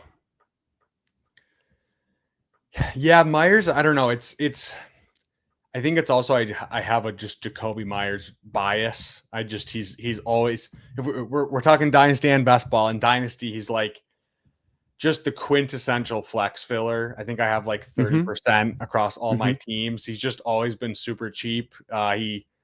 He scored in full PPR like 14 and a half points a game or something, so higher than your favorite sexy young wide receiver that goes in the third or fourth round. And he whatever was like a 12th round pick going. This is the most expensive he's ever been, I think, in best ball. Yeah. I do think it's a good cost for him though, just because, like you were saying, I really like Geno for the floor and the ceiling of the offense. In Las Vegas, I think they have a pretty decent O-line. They have more weapons. I think people are just baking in a little bit of like Las Vegas Raiders FUD into they just don't think they can really put it all together. But I'm really bullish on Geno, really bullish on all the weapons, really bullish on Chip Kelly and the pace of play. So I think he's not the sexiest click there, and obviously I do like the other guys in this range as well. But I think he's a good like wide receiver 4, wide receiver 3 if you really go RB heavy early. And he does give you spike weeks, even though he doesn't seem like it. He has scored touchdowns. He's good. And I think he's still going to get a lot of volume because it's Bowers, Jacoby, Bash, and then not really much else there. Mayer will obviously maybe get Genty a couple targets. Yeah, Genty will probably get a decent target share for running back, but still plenty of room for all of those guys to get decent volume. So totally. Jumping back quickly to FF Explorer's question about QBs in the third round. I have Lamar as my number 1 QB, but I don't want to fade Josh Allen, so I take them both. I'm open to getting both of those guys at the end of the third. I don't do it as much. I prefer to get them in the fourth, but just a quick answer to your question there. And then, Jason feels attacked. The world famous Huron River Rat in the 6th spot because he pulls it off. He pulls off the double stack with McBride and Marvin Harrison. I like it. I think the definition of ballsy, you really need to hit that Kyler pick if you're going to take those two guys. Kyler's been falling a little bit in ADP, so it's not the hardest thing to pull off anymore, but I like it when you kind of call your shot. You're like, this is Kyler Murray's season. He's got the rushing floor. If he can pass the ball well, his ceiling is going to be so much higher than what you're paying for here at pick 91. So stacking him with Marvin Harrison and McBride is the way to do it, to take advantage of that outcome. I think that's solid. That's fun. Got the 2 rookie running backs. So maybe you're also pretty high on Harvey, obviously, at pick 54, and then Caleb Johnson at 78. Some people, I think, I don't know, is anyone out on Caleb Johnson? Where's he going right now in rookie drafts in comparison to like the Harvey tier? And then also we have this pick. Let's pick first. So I think we go Kelsey with Mahomes like every time. What do you think? Yeah, I'm down for it. And then we could do Fields, or we could push it. We probably need an RB2 at this point too. Which would you take, Mason, Pacheco, or Cam? I kind of lean Mason, honestly. I'm cool with that. You know me. Yeah, let's go Mason. Okay. I like our I think receivers. Then we got double stacked Mahomes, and yeah, I think then we're flexible. We're done at tight end. We're flexible. We can take running backs definitely. and wide receivers. We got Geno later on. Yeah, no, this is a fun team. It's a little bit of a different build than I traditionally go, but I think Me can too. definitely play out well. Yeah, in terms of Caleb Johnson, he is pretty. So yeah, Harvey is usually between 109 to 111 ish range in the leagues that I've been playing. I think he's a fine click there, like especially if you just need running back production and you want to lean on that versus a Tyler Warren or Igbuka or guys that go in that range. But yeah, so yeah, I like Harvey. He goes a little bit higher up. Obviously, it's just a not landing spot there in Denver. Caleb Johnson, he has a very high variance of where he gets picked. I've seen him get picked as early as like 108. People are just super high on, I guess, the Najee role there in Pittsburgh. And then I've seen him fall as far as like the 203, 204. I would say in most drafts, he's around the 112, 201. I'm fine clicking him there. He's not my favorite pick. I just don't think he has like true like elite ceiling up cases, but that's not a crazy price, right? Like 1-2 turn rookie draft pick. It's fine. And yeah, I mean, I think he probably get decent volume there with Warren. I don't know. My thoughts on him are just very fine. Like, it's like, I don't love him. I don't hate him. Click him when he goes there. A lot of times it's like between him and Dart. So it's kind of just flip a coin on whether you kind of need a quarterback, you need a QB3, you're more desperate for that, or if you just need the points and you don't really want to have to deal with QB hoarding and dealing with that. So yeah, no, I think he's a fine pick where he's going. Obviously, there's still Warren there, but I'm not really afraid of Warren. I think if Caleb is the real deal, if they brought him in to be the workhorse, then it's more contingent upside with Warren. In my opinion, he's never been a big touchdown guy. It's kind of a pass catching back who we think should be paying off when in reality he is underwhelming. You might as well get Algier many rounds later, in my opinion. Yeah, and right, it's a passing game back on an offense that isn't going to pass that much, and like he probably will have good efficiency on the ground, but he's not going to get crazy volume. So, yeah, Caleb Johnson definitely like a good scheme fit, and they're going to run the ball a lot. So, I mean, just those two things alone, he's probably a good pick where he's going. He's a rookie. If he gives you a Najee-ish type role, but just he's a better running back and can break some longer runs, give you a little bit more efficiency, then I think he's fine. I think he could end up being like a 4th round pick next year. If we're like, I know, so yeah, Sean Siegel and Ben Gretsch always do every year. Me and Best Ball Guy always talk about this. This is kind of like how we are thinking through stuff through kind of a dynasty lens where you're like, okay, where are these guys going to be going next year? Obviously, it doesn't always play out the way that you're envisioning, but for the upside case, I think it's a good exercise to do at least to just think about through the range of outcomes and where their ceiling is. I think it is, yeah, probably like late 3rd, early 4th, unless things just really, really break his way. He could go slightly higher, but yeah, he's a rookie running back. Got 3rd round capital, so not amazing, but it's an offense that wants to run the ball, and obviously that's beneficial for him. So, okay, back up at the turn here. Makes sense to me. Sharps is there. I think he's a better pick here where we're going. I'm assuming Tootin went, right? I have Tootin ranked ahead of Charbonnet, so yes, that means that's what that's showing. And then let's go Sharps first, and then is there any quarterbacks that make sense here? I don't know if it makes sense as much. If we probably need another receiver then, and then have to go more. What other receivers are here? Are there any other ones here that are interesting? Hollywood, Besh. Yeah, we could go Besh or Hollywood. I'll take Besh here. I threw him in there. Yeah, It's a little bit early, but we've got now the Las Vegas combination. Maybe they're playing Kansas City in Week 17, and it's a fun shootout. We also unlock the ability to get Geno later, and then feel really good about it too. Shaheed, probably need to move him down just a bit with the Carr news, and so I haven't updated my ranking since Friday afternoon.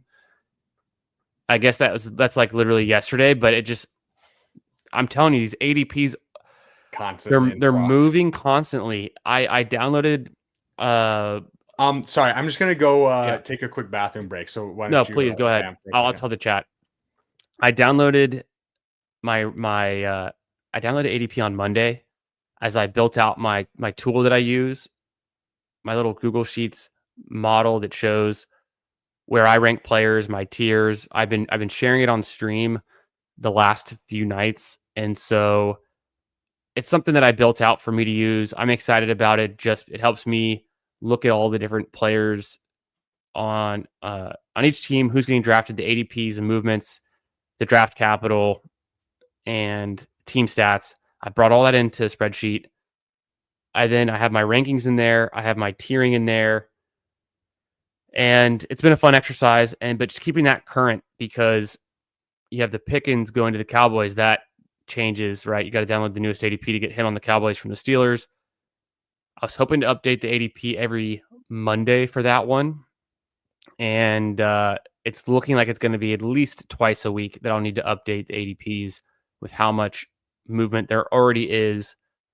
So I updated it on either Thursday or Friday after what happened. I think it was Thursday after we had that news. And I'll probably be updating it. Either could be tomorrow or I'll just wait until Monday. But things are shifting. Taking Besh there at 121 is aggressive. It's the highest I've taken him so far.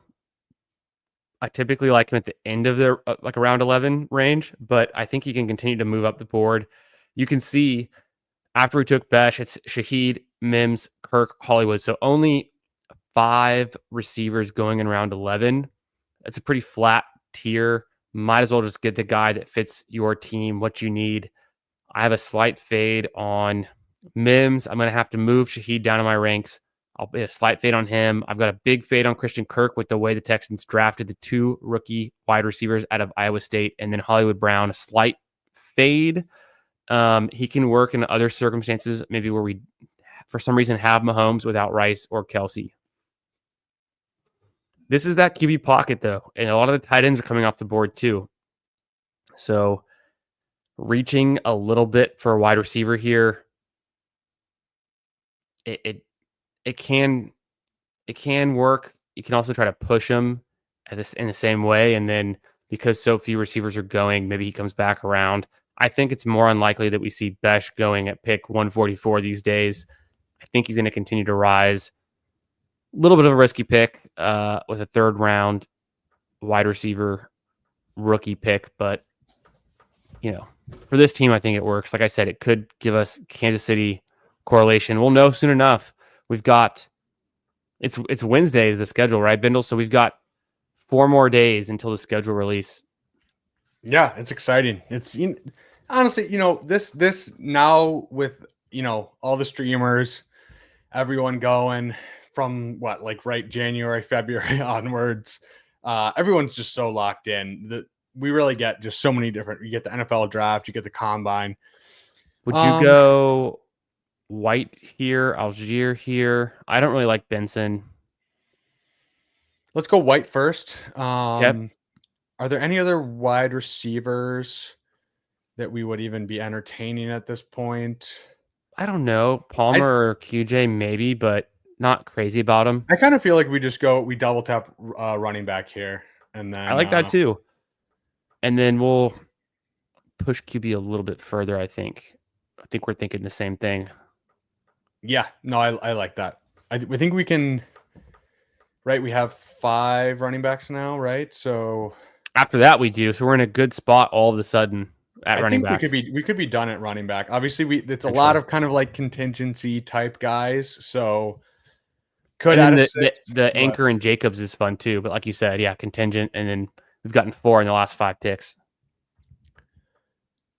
I think we'll get some. I mean, right? We'll get some standalone value from Sharps, White, and Algier. So not crazy. Pick 58. I want to check to see who that is. Oh, on Was- Waddle? Not sure. Oh, I think pick you 58 for mean- Jack Besh. yeah. Oh, second round. No. Okay, I just caught up. I think I said third round. You're right. I meant second round, actually. I don't know why. I think I was thinking of where Tesla went because we were talking about Isaac Tesla Oh, earlier, and he was a third round pick. Yeah. So that's my bad. But yeah, he did go in the second round. It's kind of the same case, though.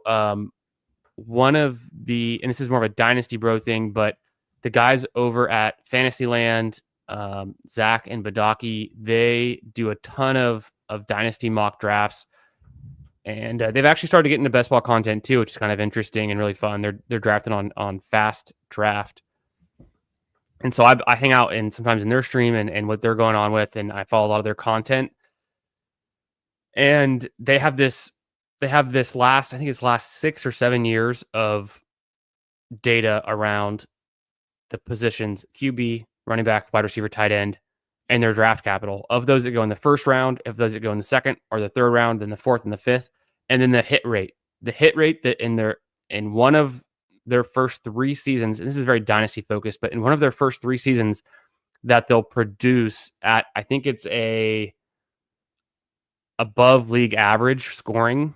So it would have to be like QB, like maybe it's like QB 12 or maybe it's like QB kind of 14. It's kind of like that range though. They have to be like starter worthy. And so the hit rates on running backs and tight ends drafted in the first round is the greatest.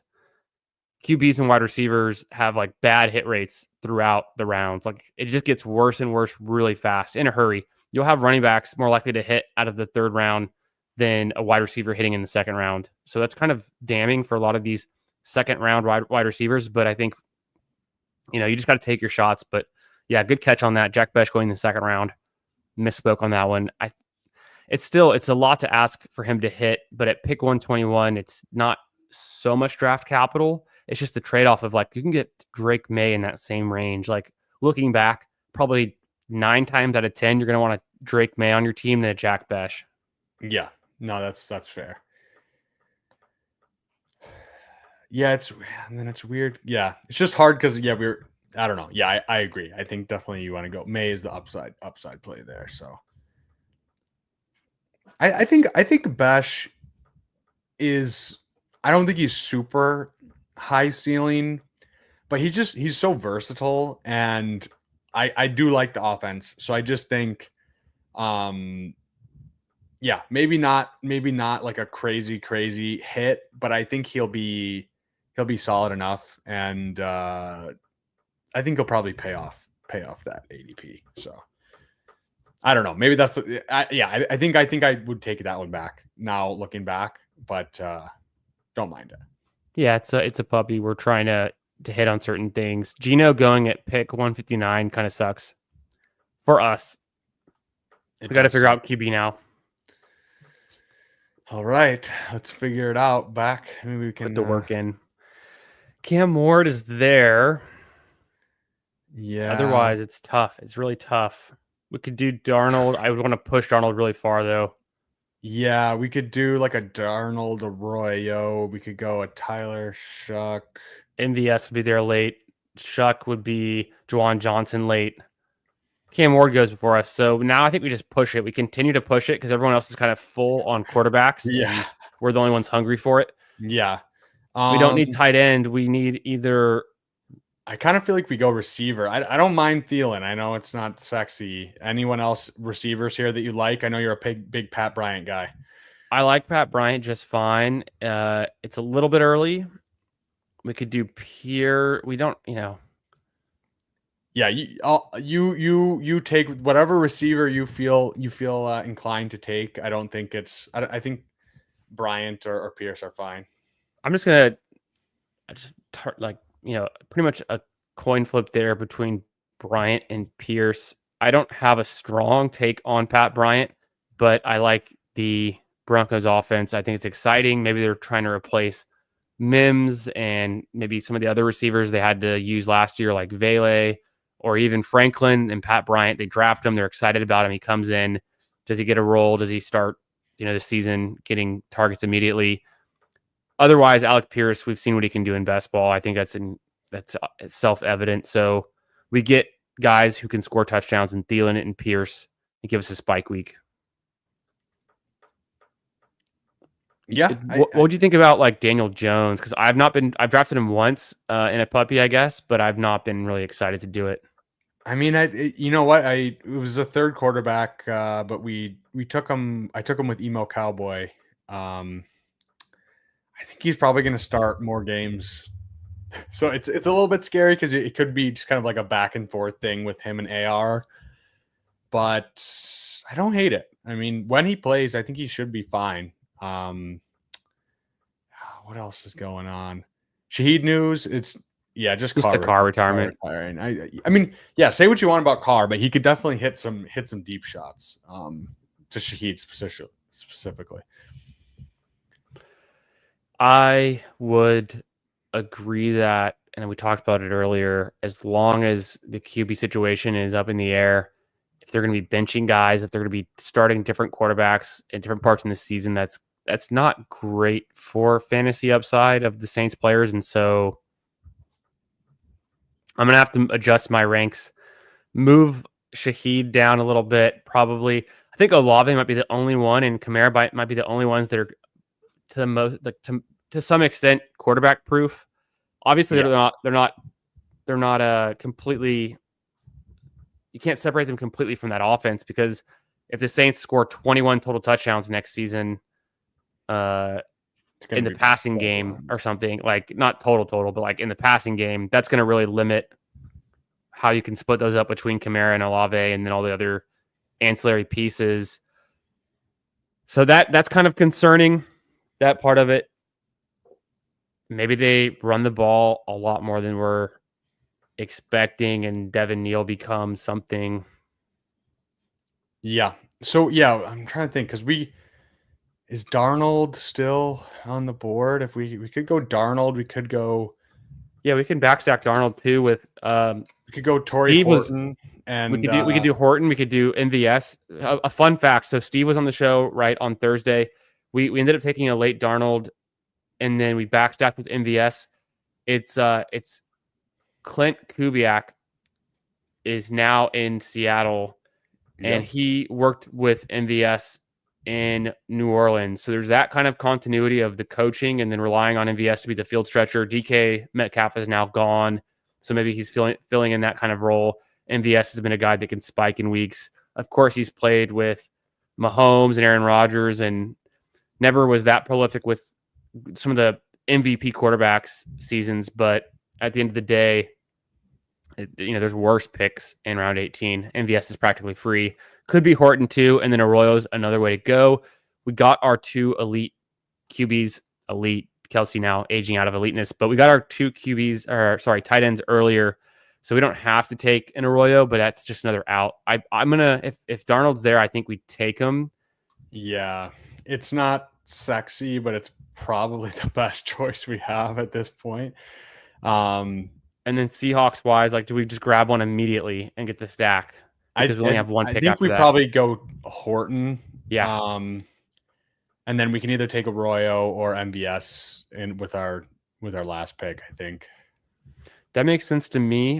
Is there anything else here you want to entertain? Or that sounds good to me, yeah. I don't think we go with Chuck because we don't have any Saints pieces, and we don't want to go Juwan Johnson with our last pick either. And then we have Charbonnet, so it kind of made more sense, to get lucky on. Yeah, kind of got gifted a late Darnold.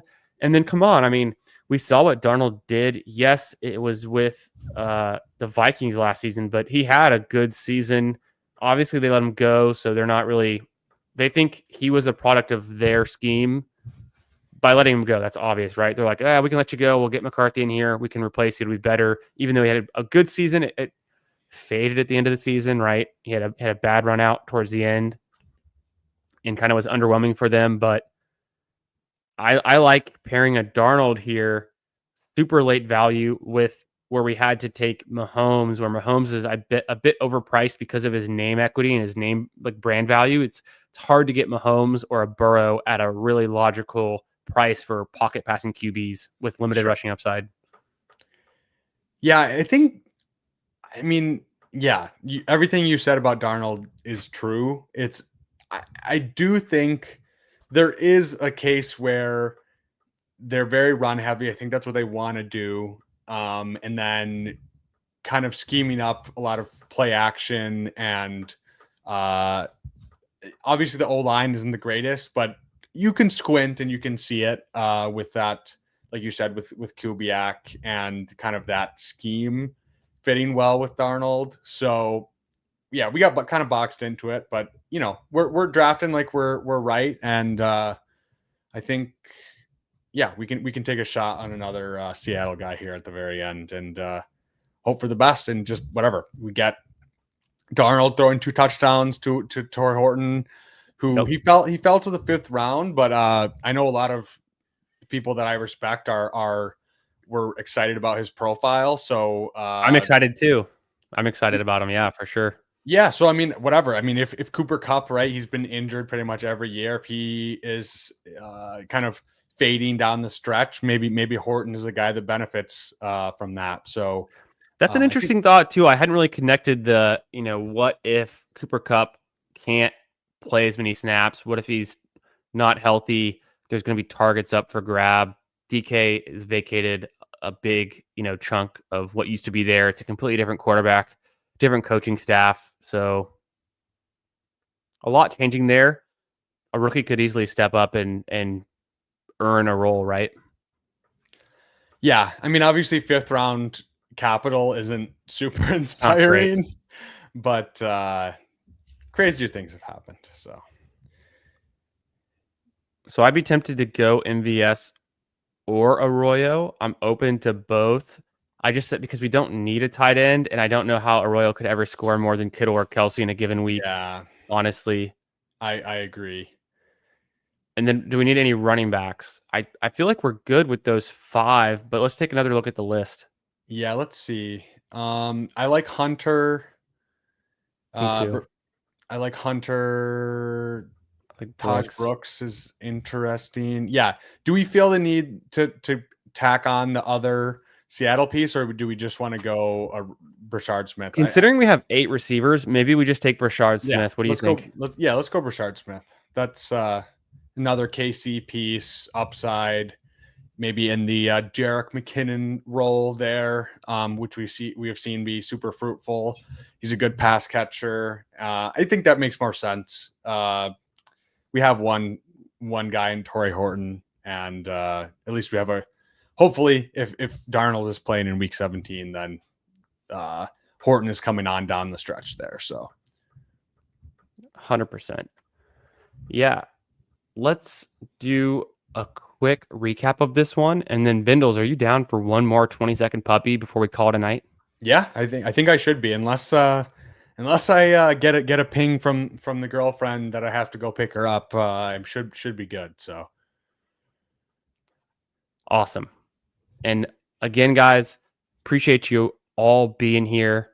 If you didn't hear earlier, boom, the new show is ballsy. It's going to be Monday nights, every Monday night following the schedule release next week. So not this first Monday, but everyone after that, 8:30 p.m. Central. We're going to be talking ball, drafting, a lot of best ball manias actually, and just covering all the news. It's going to be I think being on a Monday is going to be fun. Bindles and I can recap things that happened over the weekend, things that have happened since the previous show, get you guys set for the week. We can check in with y'all how your drafts have been going over the weekend, all that kind of good stuff. A nice little Monday to night show to look forward to. So make sure you're subscribed to my channel here, to Bindle's channel. It's in the description.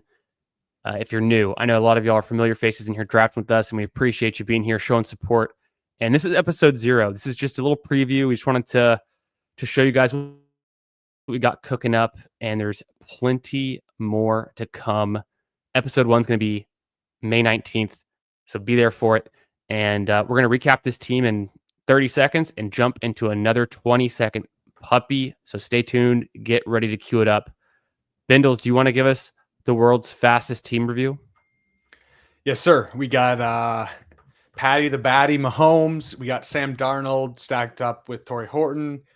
We got Josh Jacobs, Jordan Mason, Zach Charbonnet, Rashad White, Tyler Algier, Rashard Smith at running back. So a lot of contingent guys. We got Jamar Chase, Rashi Rice, J-Mo, Jacoby Myers, Jack Bash, Adam Thielen, Alec Pierce, and the aforementioned Torrey Horton. And then 2 oldies but goodies in George Kittle and Travis Kelce stacked up there. Obviously we pushed our QB2. Doesn't feel amazing. I'd probably say this is like a B-ish team, B minus-ish. Didn't get everything to fall the way we wanted to. I think we could have, like we said, pushed the Jack Bash pick for maybe a quarterback and backstacked in hindsight. But, I think it's live, and maybe the Chiefs are the Chiefs of old, and they're just slinging the rock all over the field. And we got Rice and Kelce, who are going to just absolutely smash. And we get a couple running back injuries and those contingent guys to hit. And I think we're looking pretty good. So, Bindles, you're a stud. You're ballsy. You don't take shit from no one. You smoke your stogies inside.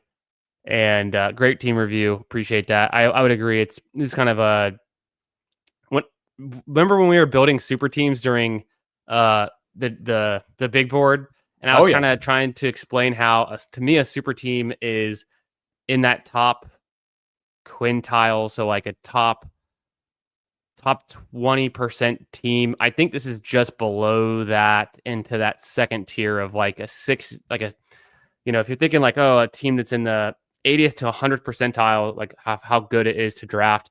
This is more in that like 60 to 80 range, where the team construction is really nice. We have the stacking going on.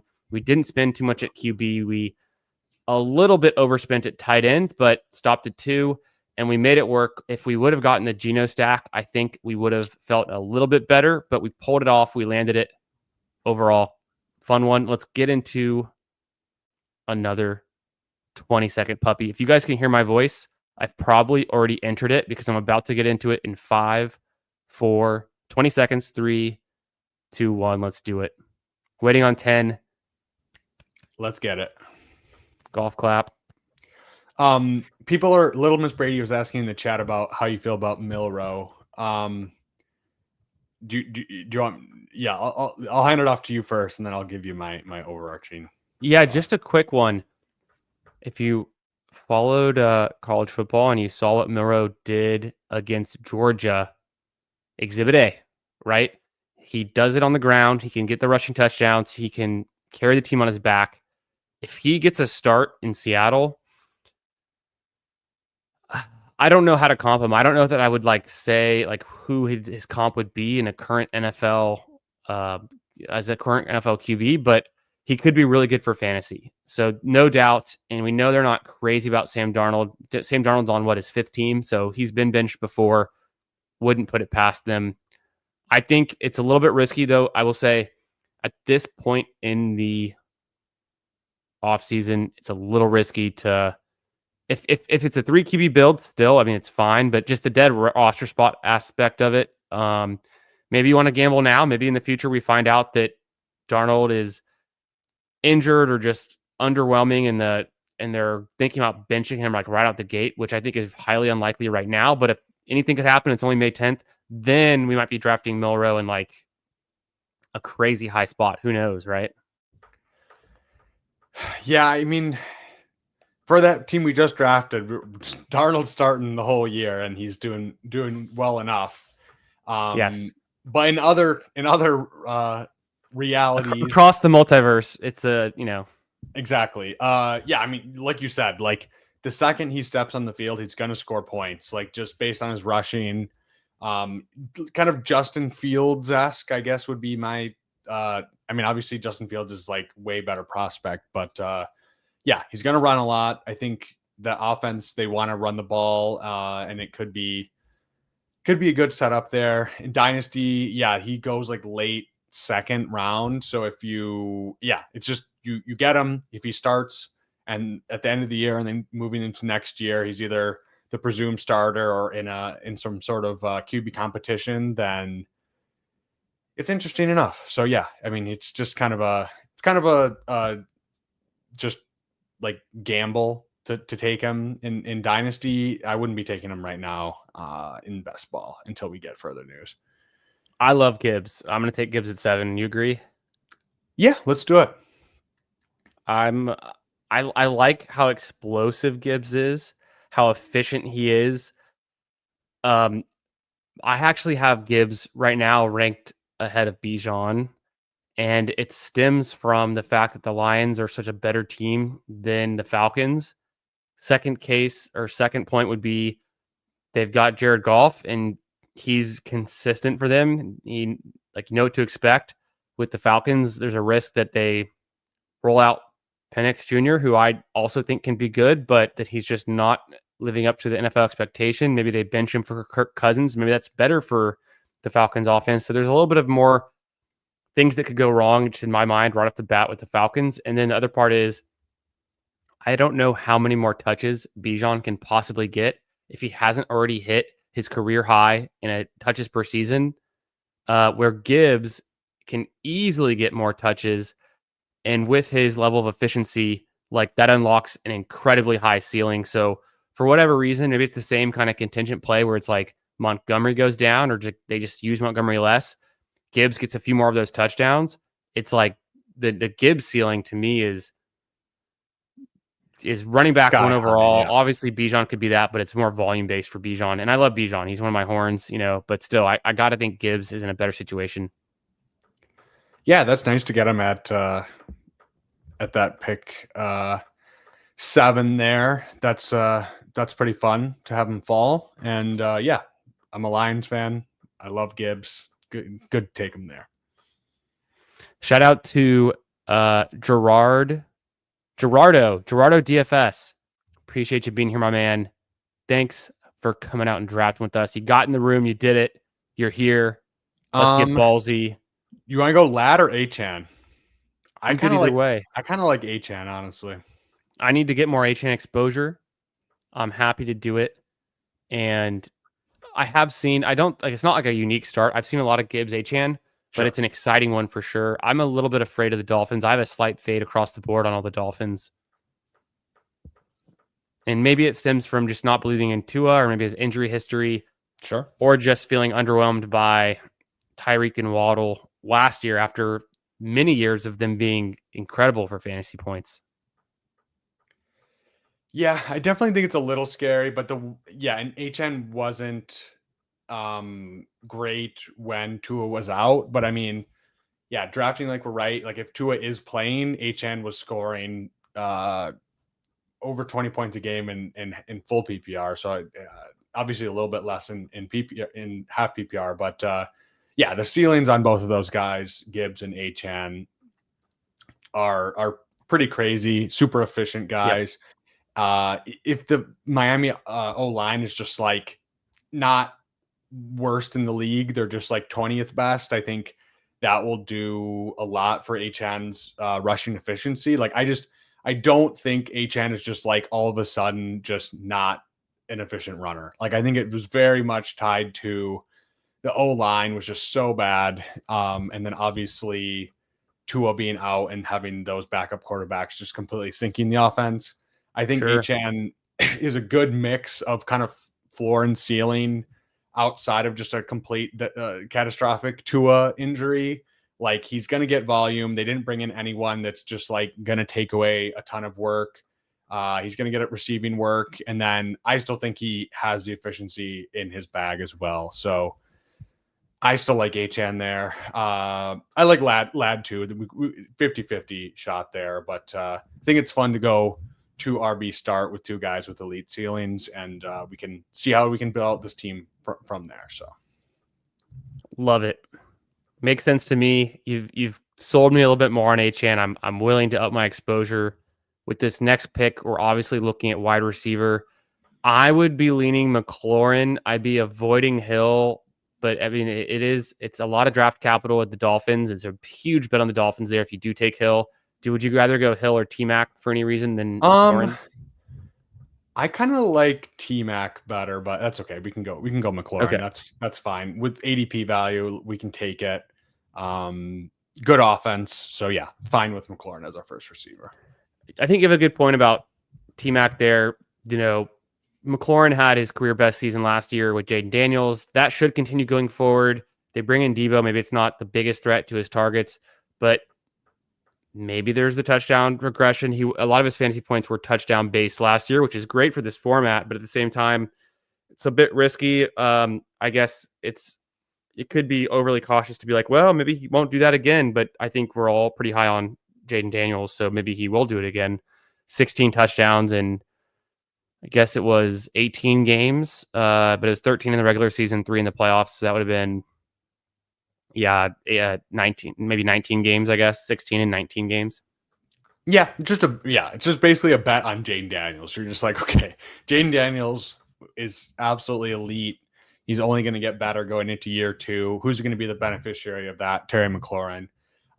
T-Mac, I think from like a volume standpoint, he's going to be the alpha. I think he can challenge for a lot of targets. Obviously, we don't think the offense is going to be as good there. So it's a little bit of push and pull there, right? It's like probably more volume for Tat. We haven't seen it before. We know Terry's good. It's a little bit touchdown driven, but that's fine in half PPR. And and Daniels and Terry are just absolutely cooking, then you're fine taking Terry there. So yeah, I like both. I think Tat will push up as we kind of get some camp clips, some just confirmation that he's the guy who we think he is, being a number 8 overall pick. And I think Hunter will push up as well. So like both those guys. In my mind, it's hard to pass up on Daniels with McLaurin, so I'd love to get him here. Let's go ahead and make that click, and then let's answer this question from our guy, copy paste dates, asking about the T-Mac closing line and also a little bit about Loveland having a projection he's seeing in the betting markets only 100 receiving yards less than T-Mac. Just in a few words for me, I don't know. I guess T-Mac could close in the 3rd round. He's a solid 3rd round receiver, and that's kind of it. But he's pretty much already there. I don't know how much higher he can go, is my kind of guess. And then I'm pretty bullish on Loveland. I'm going to continuously rank Loveland ahead of ADP myself, and then just have a bag of them. I'm at like 15 or 18% right now with them. How about you, Bindles?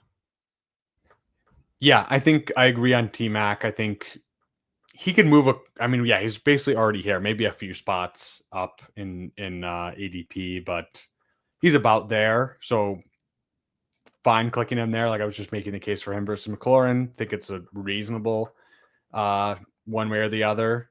And yeah, Loveland, I want to be betting on the Chicago offense this year, just with Ben Johnson, with all the weapons they added. And he's still cheap enough where I think it's just a good click at tight end for Loveland. Obviously, number 10 overall pick, super talented guy, and we saw Ben Johnson and what he can do for a rookie tight end. Obviously, not a 1-to-1 comparison or anything like that, but he drafted number 10 overall, and then he drafted Burden in the 2nd round. I think he's going to be prioritizing those guys, and I think they're both talented. No doubt. We got to make up some ground here. Yep. I'm good with Olave. We can do that. You want to do Olave first? Let's go Olave first. Yeah. Okay. I was going to say we have other options for.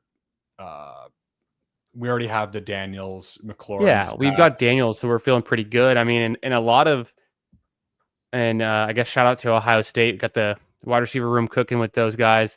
In a lot of years, Olave goes in fantasy. He's been going higher.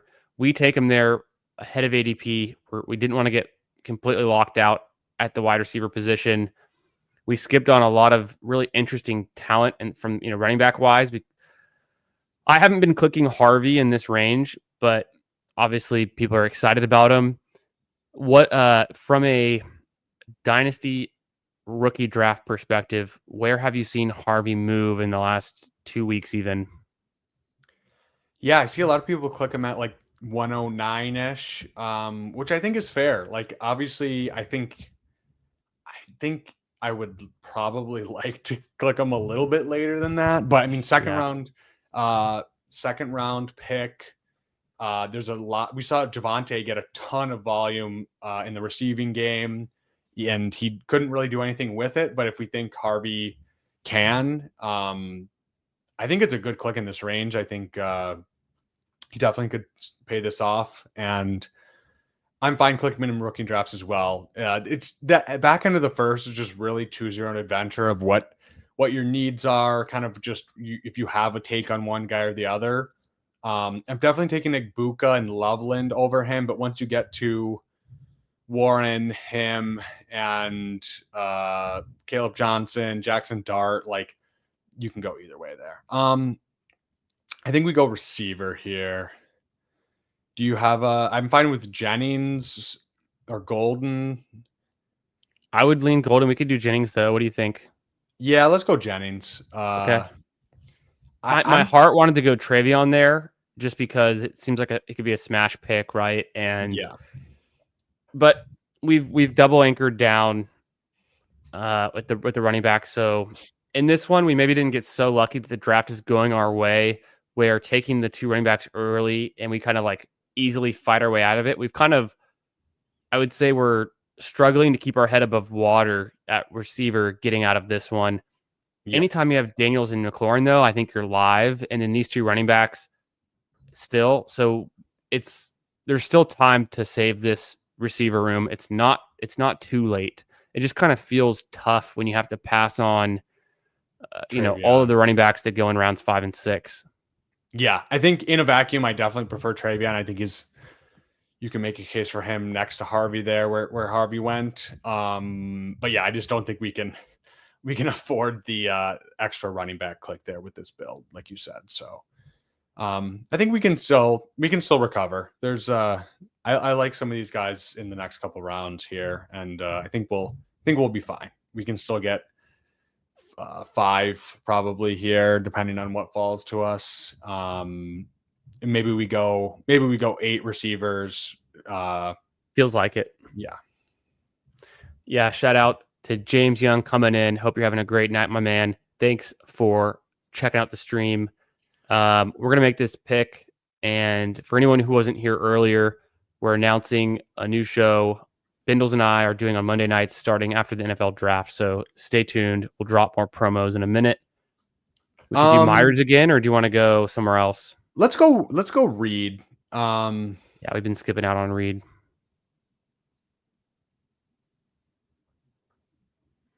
Yeah, I'm still in on Reed just for the spike weeks. I know. Yeah, no, he's got a lot of spike weeks. That's a good component of his game. Yeah, I mean, I think part of last year and how run heavy they were was Love was injured early on in the season, and I just don't think he was 100% the whole rest of the year. So I think they just really leaned on the running game, and Reed kind of fell off down the stretch. He's not a full-time player, right? He's a lot of the slot. He won't get like a full 90% target share, but I just think he's super talented. We think it's going to be good offense. And at this cost, like if we know he has huge ceiling games in his bag. And I think that's fine at this cost here. So, yeah. And then in Dynasty, he's also he's kind of been falling down the rankings as well, just with the bad end of the season. At one point after like the first 5 or 6 weeks, like he was ranked kind of up there with not everyone obviously, but some people ranking him up there with kind of like 3rd, 4th round in dynasty startup drafts type player. So I just think he's super talented, and I still want to be betting on the talent there. So I like that. I don't think he goes away I think he can still be a part of the offense. So, right, there's enough to go around. Yeah, we could have also went either Ricky or Ayuk there to pair with Jennings and kind of build out a San Fran thing. Okay, we're back up on the clock. Yeah, Igbuka, any other receivers here? I think we just go Igbuka over Higgins, right? Yeah. Probably most of the time, yes. And then running back wise, it'd be Cam, but it's a little bit early. Sad to see Mahomes going so late in this room, past pick 90, where we had to pay up at 73 to get him in the last draft. Yeah. It's kind of how it goes sometimes. I'm fine with Egbuka there. I'm still a fan. I mean, we're really getting a lot of the Ohio State Buckeyes receivers in this one. We've got three now from all different generations of their program, but it's starting to come together. What was the other pick we were considering there? Would have been we were looking at. Oh, okay, so Burden coming back around, and then everyone in the chat's talking about the Bears. Did I mention this to you on our last stream on Monday about how I think it's really damning that the Bears take Loveland and then Burden? Like that to me, that's like a completely bad signal for both DJ Moore and Roma Dunze. Yeah, I think it is. Obviously, it's a new regime. Like they're going to be invested in the guys that they took. I think it's probably Moore who he's still talented, obviously, but just the effort was so bad. And I think, and he's the most expensive piece in an ambiguous situation. You want cheaper pieces, right? So exactly. So yeah, I mean, Rome is falling a ton. So I mean, I think he probably will reach the point where I'll be fine clicking Rome. Kind of want to be fading DJ Moore unless we'll see where he settles. May be willing to click him, but he definitely would be my least attractive option out of all those guys. And then yeah, I'm super in on Burden here, where he's Rome going. went 72 overall. That's the farthest I've seen him go in a long time. Yeah, I mean at pick 72, I think that's a fine shot there. Would you go Fields? Do we want to take a stacking option later? Do we go tight end? I think we take a stacking option later. Yeah, tight end or Fields? Let's go Loveland. Let's go Loveland. Yeah. Caleb's actually still there, so maybe he comes back around. I know we're in the middle of the board, though, so it's not the best bet to get a faller. We also could get a guy like Purdy. We don't have to get a QB this early, is why I wanted to maybe pass on Fields. And then yeah, let's I think we passed quarterback. Probably need a running back. Yeah, we've been taking a lot of Mason, but I'm good with that. We could go Mason, Sharp. Well, I told you how aggressively I have him ranked. Yeah, I mean, I don't mind Tootin either. I don't either. I'm super high on Tootin, so if he falls to Nice. us, I'm fine taking him. And then what other receiving stacks do we have set up? It's Shuck late. It's Purdy. I think Purdy just went though, right? And then Love later. Baker's already gone. Okay, I think we go running back here. I think so. What are there any other receivers here that are of any interest at all? I don't hate Keon Coleman. It's just that it doesn't feel like the team for him. Yeah, I think we go running back first. Let's see what falls to us, and then we can see what quarterbacks come back around. I think this is. It could be Kyle Williams, and then we get a Drake May out. Yeah, I don't mind that. But I think we don't have to take the running back, but it could be a good idea here. And we both agree we like Tootin. We haven't been able to get him yet in these drafts. Yeah. I think we go running back, and then Dak goes pick 111. I think that's a good pick. It's a good price. That's fair. Up. Yeah. Yeah, because we got. Yeah, I don't mind Love later. I mean, Caleb Williams is still there. We just took Loveland, and it'd be Caleb Williams 20 spots past ADP. Can we pass that up? You just want to do it and just be done at QB? We can do that. Yeah. Yes, I think so. It's 20 spots past ADP, and we already have a stacking partner. It's like, I think that value. So I'll pull it to the board. I want to make one comment on that draft capital value. And then also wanted to tell you. I'll get back to what my Pearsall ranking is, but I'm just looking through my ranks on my sheet off screen. And for reference, this is based on ETR's ADP draft capital value curve, and it's all estimates, but Caleb would have gone at pick 95 by ADP, which would be, I'm scrolling down, pick 95 is 31.7% of a Jamar Chase 101. So just remember the 31.7. We got him at 114, which is 22.4% of a Jamar Chase. So we got more than 9% out of 100%. We got 9%, draft capital of accumulation there. So I mean, we've got, getting Caleb here is like getting an extra 8th round pick, or that's worth a lot in these tournaments. Yeah, the way that played out, I think we had to take him, and we can catch up at we have the 2 anchors, so fine pushing running back. Even though I do love Tootin, and it gives us flexibility. We have 2 stacked quarterbacks. We can kind of take the draft as it comes to us now, which is always a good feeling after pushing it and having boxed into Sam Darnold.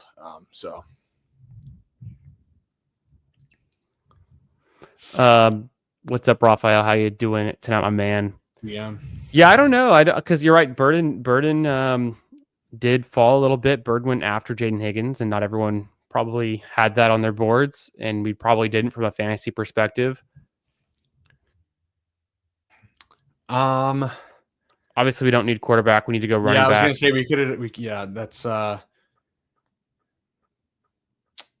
I'll go by ADP. It would be Etienne or Javonte, but I'm kind of fading those guys. And then I don't think there's a receiver here we need. What would you do, Spears or? Let's go Ramondre. I'm fine with it at this price. I mean, it's about ADP, and we didn't take Travion Henderson, so yeah, I think he's fine as an RB3. I am scared though he's gonna lose everything. He's not efficient enough to be on low volume touches. So it's and then he's not that good in the passing game, even though he's caught a lot of passes. Trevion's much better, so it's a bit concerning for Ramondre going forward. In Dynasty, I'd be scared if I needed him on my team. And how do you get rid of him? No one's going to trade you anything for Ramondre anymore. No, you're holding and hoping at this point. I don't mind ETN there, honestly. I think I like Tootin the best.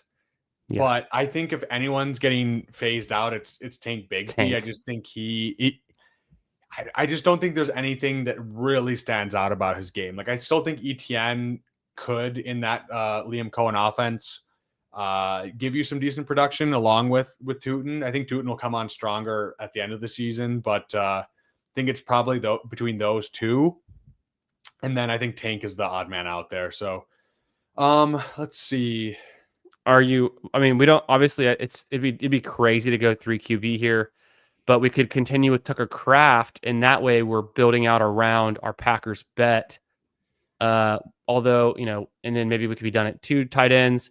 We could go with Spears and take another running back. I feel like the drop off after Spears, it's not that crazy. There's still a lot of RB2s for those offenses. What do you think, Kraft or Spears in this build? I think probably Spears. Yeah, because if we're doing Kraft, then it would kind of I would feel we wouldn't have to take Jordan Love, and I don't think we probably should, but I'd be enticed by it, where I'd be like, okay, we have the double stacked guy. I think Spears is a good pick. There's still plenty of tight ends left. We don't need Kraft, and we have one already, so it's I don't want to box myself in there. We have 4 running backs. We could finish with 5 possibly with this build with HN and Gibbs. I like Spears. I think he's a good pick. Wasn't he the RB1 in a certain week last season? If I remember off the game logs, I'm looking it up. The end of the season when Pollard was hurt, it was funny because I think Pollard came back week 18. RB3. But yeah, Spears has really good contingent upside. He'll get some passing upside. Had some big weeks. Yeah. I'm looking at PPR scoring anyways, and this is half PPR. But in week 15, he was the number 3 running back overall with 27 points in PPR scoring. So that's something you would like at the end of the season at some point. And Pollard wasn't too bad himself either. Yeah, no. That's it on this build as well. Like, yeah, he gives us. We don't really need as much. Like in this scenario, HN and Gibbs are just absolutely smashing. So if we get Spears contingent, he's playing a couple games, filling in for Pollard. Pollard is 28. So I mean, and we're hoping the offense for Tennessee is just better. I think it's a good pick for Spears there. And then okay, so yeah, we're probably gonna have to take some receivers here. We're about due. We haven't taken a receiver since Agbuka at pick 90, and so we're 60 picks later. Yep. Noel would be, I think, sweet. I don't hate Dobbs. To the Packers. I don't hate Dobbs. I hate Dobbs. Tillman, I don't mind. Those would be probably my Should we do Dobbs or just do Noel? Let's go Noel. I like the upside on Noel. I don't know. How do you feel? Are you a Texans fan? Yes. Okay. Yeah, that's what I thought. I mean, I'm just like naturally so. When I was about 10 years old, the Texans came into existence. I went to some of the first games. It was cool. My dad grew up in Houston, and he was an Oilers fan. He went to the Oilers' last playoff game in Houston before they left town.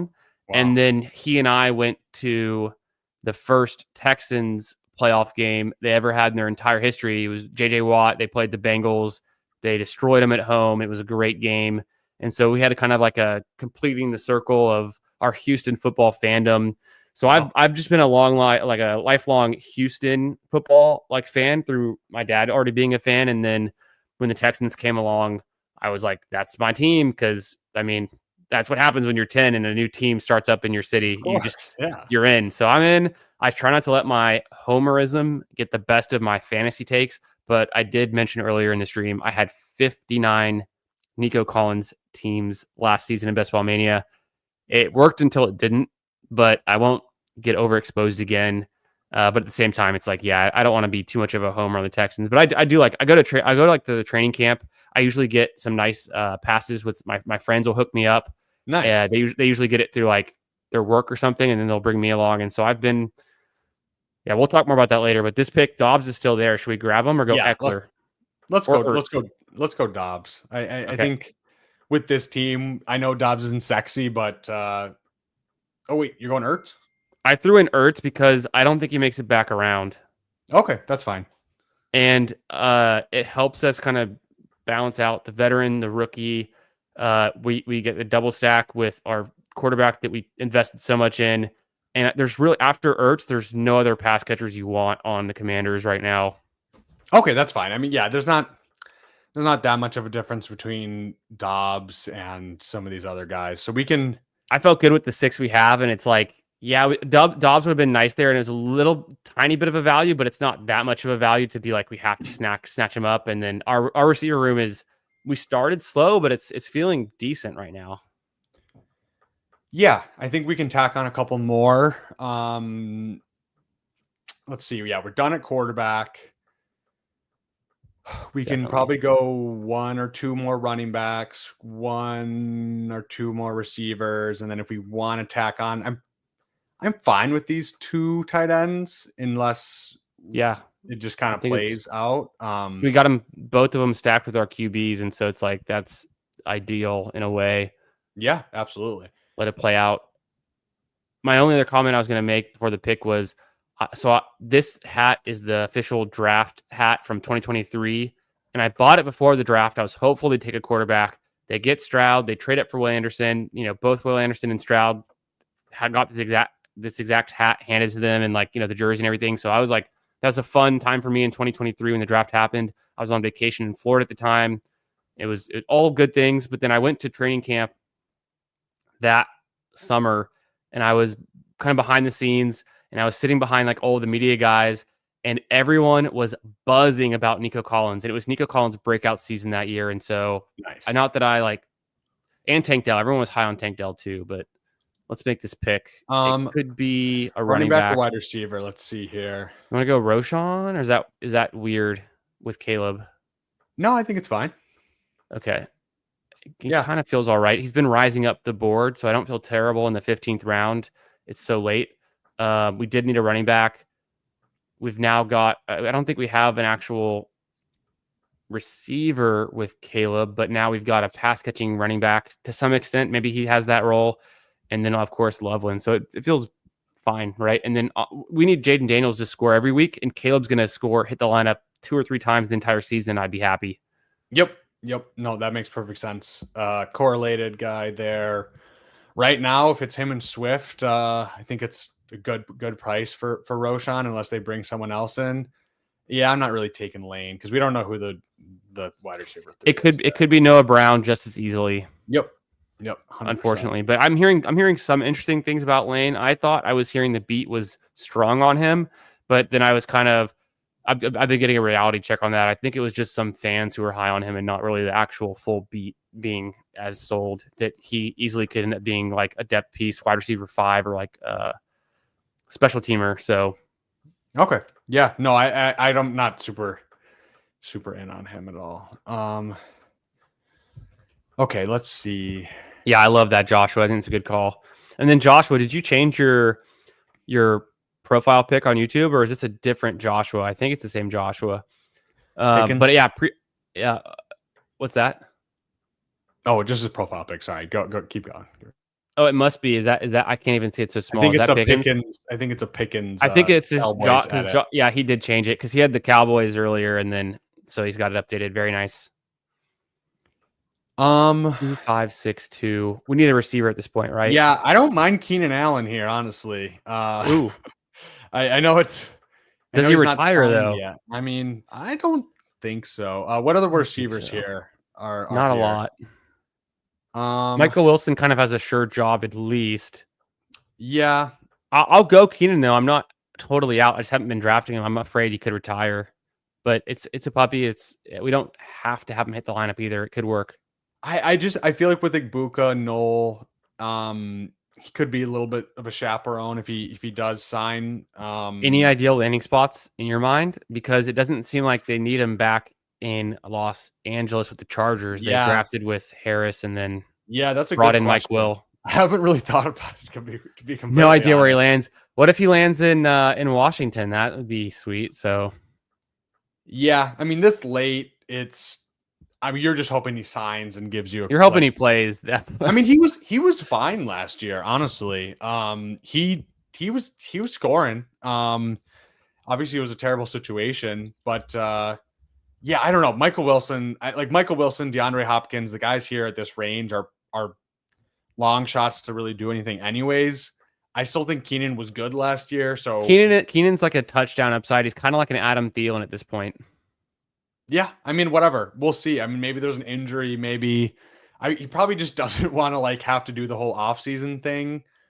He could actually get a better landing spot than the Panthers are, and then he's worth more than an Adam Thielen. So, and he's a little bit younger actually, but Thielen's, I guess, holding it together, getting paid still. So yeah, I think at this cost, I'm just willing to just bite the bullet. And yeah, if he signs somewhere, I think he'll be a fine pick here. And with our receiver room and just kind of, we have a couple rookies like Buka and Noel. I think it just gives us a little bit of coverage there. Hopefully. I mean, yeah. But yeah, this late, I mean, I'm willing to take the shot over some of these guys where it's like Michael Wilson, maybe he gives you one spike week, but he's not really doing much. Okay, what are we doing here? Back up on the clock, 14 seconds. We could go. I don't know. We already have we running back or receiver for the next 2 picks. So let's just call it that. Unless I don't think there's any tight ends we want, right? So no. Neil for just whatever. Sure. Just whatever happens. Devin Neal. I somewhat liked him coming out of college from Kansas. Landing spot's not ideal. And maybe the Saints are going to run the hell out of the ball, like I was kind of saying earlier, and maybe he gets some kind of role. Yeah, no, I mean, pick 199. He was a 6th-round pick, but yeah, Kamara's old, so maybe I guess we were considering maybe going 5 running backs there, but I think because we waited on Ramondre, it feels a little bit better to get 6. Just maybe waiting on, maybe Ramondre loses his role and doesn't do anything. Spears, we're waiting on him to have a big week, and then maybe so there's a lot to be seen from these 4 other running backs, I guess is what I'm getting at. Yep. No, what are your thoughts on, like, we don't need another tight end, do we? I think we go receiver. I think it's just for this build. I'm fine with those 2. It's not sexy, but both stacked up. That's pretty fine. Any receivers here that you're willing to pound the table for and be ballsy for in round 18? Be ballsy for. Well, I have to scroll down a little bit. I think Calvin Austin went, who I kind of like in the moment, but overall, like, not that crazy about. I haven't drafted Noah Brown yet. I'm going to queue him just because it's not the worst thing. Kayshon Boutte, I think, is a pretty ballsy pick. MVS could be a little bit ballsy. Troy Franklin, maybe they replace him. We could do Savion or Ty Felton or Horton again. Who do you like? Let's go Noah Brown. That's okay. Fine. It's safe. Maybe he's the wide receiver 3. He's shown he has spike weeks. He had 2 games in Houston in 2023 where he put up over 20 fantasy points. I think it was 2 consecutive weeks, if I remember correctly. I can pull up the game log actually and just drop some knowledge on that one. But I remember being there, like I was saying earlier. It was 2023. It was training camp. The buzz was around Nico Collins. He hadn't broken out yet, and all of the media people were talking about Nico Collins. And then people were also very excited about Tank Dell. It was his rookie year. Noah Brown was on the team, and he wasn't yet it wasn't for sure what role he would have. If it was going to be Robert Woods, or if it's going to be Noah Brown or John Mechie or Xavier Hutchinson as the wide receiver 3, it ended up being kind of a mix of no one but then I guess it was Noah Brown in the end. And I'm looking at his game log now, but it just disappeared. There it is. In week 15, he was the number 9 wide receiver in PPR scoring with 22 points. And then I misspoke. It was actually week 9. So much. No. Okay. Sorry. I was right. Okay. Sorry. Week 9, wide receiver number 3 overall, 27 points in PPR. Week 10, number 6 wide receiver overall with 24 points PPR. And then again, he was a top 10 finish with number 9 overall in week 15 with 22 points. So he had 3 spike weeks where he was a top 10 receiver in 2023. We're not that far removed from it. And you could argue Jaden Daniels is a better quarterback even than Stroud. So Noah Brown, he seems like he could be the wide receiver 3 for Jaden Daniels. I think he's totally draftable. I'm not afraid to draft Noah Brown. Yeah, I think he's fine. I mean, we saw Zacchaeus and De'Ami Brown be Tutu, Calvin Austin, a lot of Kevontae Turpin, who I am not excited to draft, but Fantasy Dog, you do you, my man. Ja'Cory Krosky-Merritt is a wild one. I've seen Ja'Cory Krosky-Merritt is still on waivers in a bunch of my dynasty leagues, which, right or wrong, but for some reason he's escaped some taxi squads even. So I think that's crazy for round 18, but it could work. What do you think, Bindles? That's a name. Yeah, I mean, I'm scooping him up off of waivers after rookie drafts finish for sure. Yeah, I've got one where I took LaQuint Allen over him, so I'll say that. But yeah, that's fine. Yeah, I mean, I think he's pretty good. It's obviously a lot of injury stuff, and they have Eckler and B-Rob there, but yeah, Dynasty definitely willing to slang him on the taxi squad.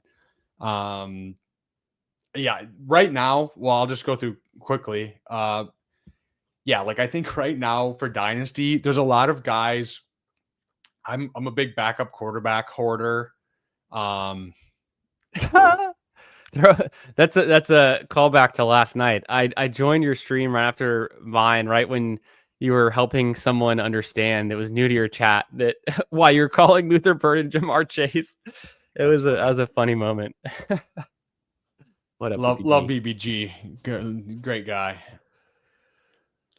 Yeah, you got to get BBG. You got to get BBG on here. I know he was on the marathon stream, and that was only 1 week ago. But I want to get him back on. And then BBG, if you're still in here, are we on for tomorrow night on your stream? Let me know if we're doing that. That'll be exciting because that could be in the works. We talked about it. Just don't know what's going on still. Sorry, I don't want to cut you off, Bindles, but I want to jump into this real quick. Yeah, 100%. So appreciate you being here in the chat, Trioth, and I want to answer your question and kind of your comment here. So Arch Manning, I'm like a subscribed to Orange Bloods. I'm a Texas X. I'm like an insider, at least in what I read about like the Longhorns. I'm like a diehard fan, right? And so the Mannings have already said, the whole Manning family has said that Arch is not going to the NFL in 2026. It's just clickbait that all of the big media is promoting that. Eli Manning graduated with a degree in 4 years. Peyton Manning graduated with a degree in 4 years. And so Arch Manning is going to finish his 4-year degree at Texas. And it's everyone at Texas already knows it. It's just the big media who's propagating that he'd be available next year. So there is no tank for Arch. Unfortunately, it's going to be 2027. And I could be wrong, but I'm like 99% confident.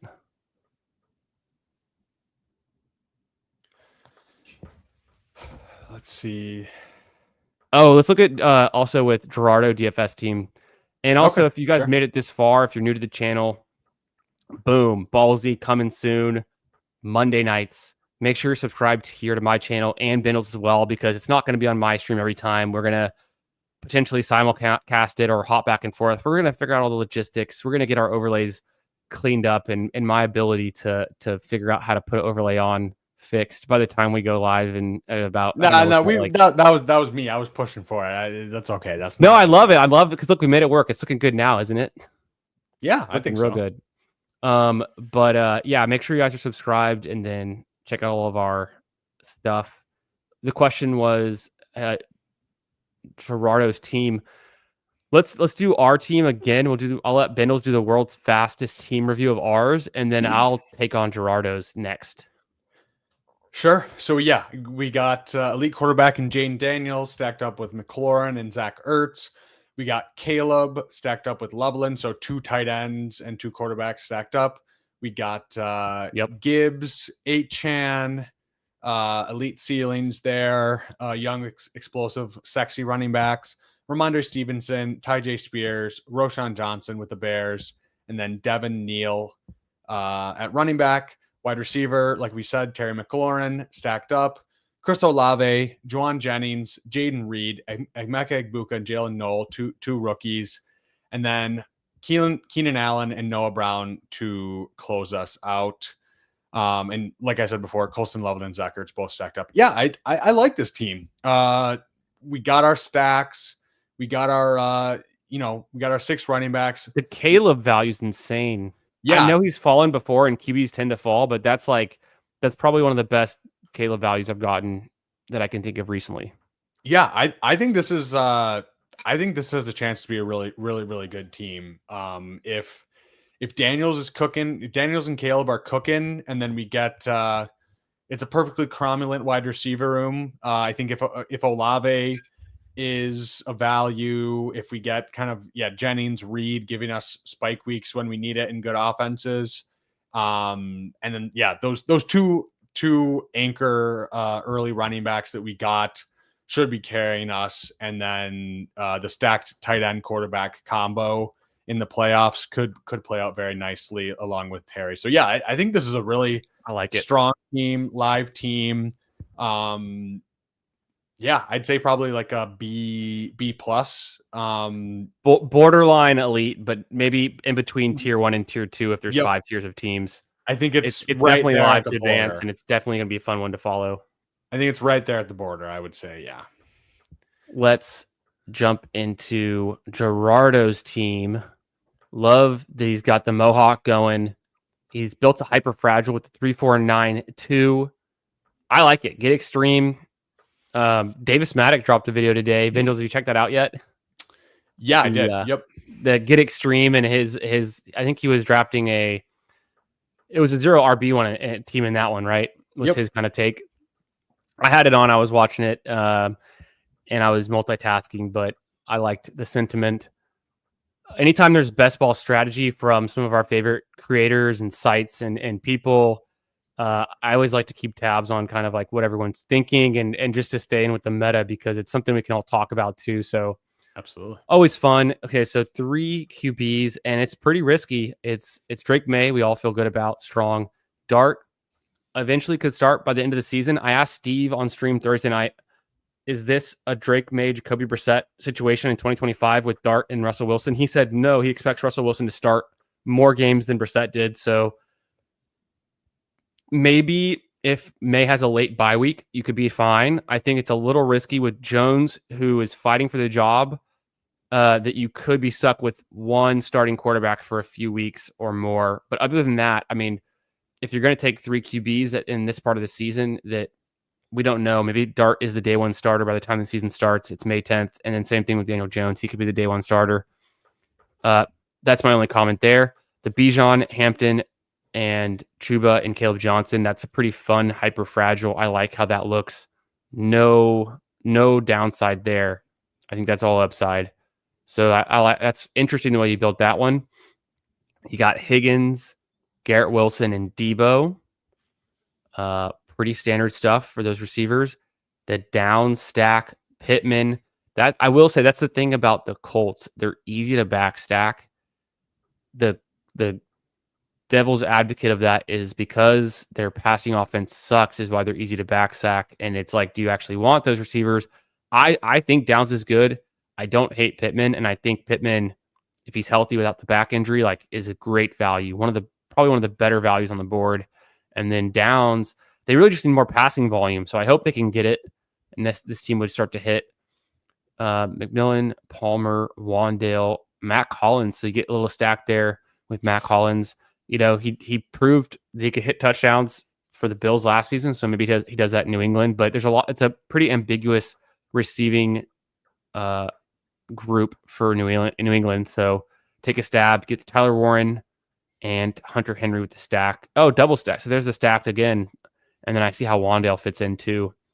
I like the stacking. I like the running back room. I think it's a risk at quarterback, but that's kind of what you're betting on. You're saying my wide receivers are good enough. My running backs are pretty much the nuts. And then the tight ends are good enough for sure. Can you roll the dice at QB and hit? So that'll be a fun one to follow, Gerardo. Appreciate you being here. Appreciate you, BABG. I'll catch you tomorrow night in the stream, and we'll draft a real good one. Yeah, looking forward to that one. That'll be fun. And I know we got a bunch of other bros in the room, so I'll just do just a quick one over of the board to kind of see where people finished. We had Green Bean from the 3 spot. We had Underzet in the 6. The world famous Huron River Rat in the 9. Fantasy Dog in the 10.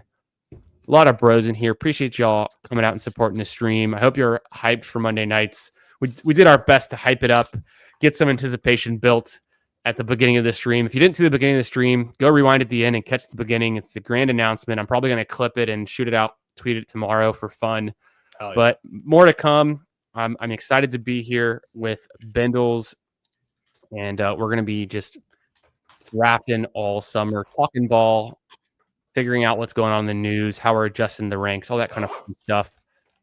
And yeah, you guys have built some strong teams. I'm just glancing over them, and I'm seeing a lot of good stuff. A lot of fun teams, a lot of players I like.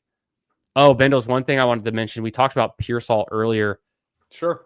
I've got some takes. So I had been fading a Dunze. We see him go 72 here. I have him ranked like 67 or something. His ADP is finally caught up that like I used to be fading him, and now I'm like bullish on him, which is funny. So I might take the move of Dunze back a little bit, or maybe I'm cool with him where he is now. Pearsall, I have him. I'll look at my ranks. Let me go ahead and just put in Pearsall. I have Pearsall ranked at 94, and his ADP is 78 as of like 2 days ago. So he goes 80 here. I've got him ranked over pick 100. So I'm like a 2-round fade on Pearsall. Is it a talent bet? Is it just Ayuk and Jennings are going to be the alphas there? He'll be the fourth option. Is that like, I mean, and I guess if CMC is healthy too, that also plays And into Kittle. it as well. Yeah, and Kittle, right? So he's pretty much, if you're assuming that he's the fourth option there, that's probably not great. Yeah, kind of what I was saying with the Bears, where it's like I want the cheaper pieces. If their offense is going to be good, I don't want to buy the expensive ones at the ceiling and it's already baked in that the offense is going to like take a step forward and finally be good. Like the Bears were a bad offense last year. They have to take a step forward. I want the cheaper pieces if they take that step forward. So I want Bird and I want Colston Loveland. For the 49ers, they kind of, roller coaster, good seasons, bad seasons, but they're typically good for fantasy. Last year, Pearsall was relevant at the end of the season.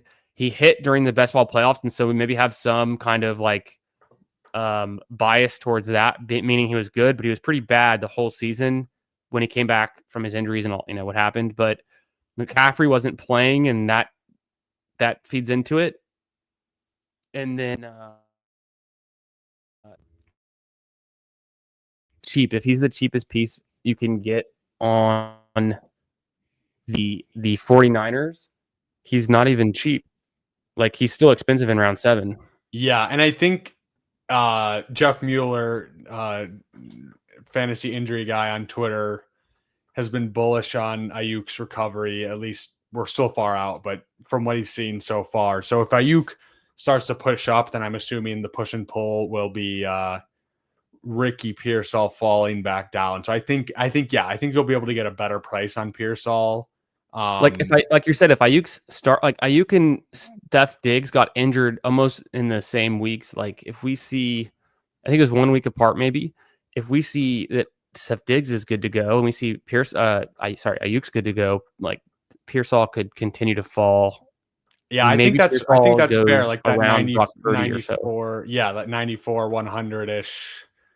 Probably, yeah, between 95 and 110 probably would be fine. So yeah, I think that makes sense. Yeah, I haven't really thought through that from that angle, but I agree, because I think Ayuk's recovery is looking good, and Ayuk's way better than Pearsall. Like, yeah, in my just maybe a little bit biased opinion, but I've been in on Ayuk the whole time for his NFL career. I've always thought he was really good and undervalued in fantasy, and then we started to buy up on him. Finally, he gets injured, so at least he got paid, right? He got the contract last year.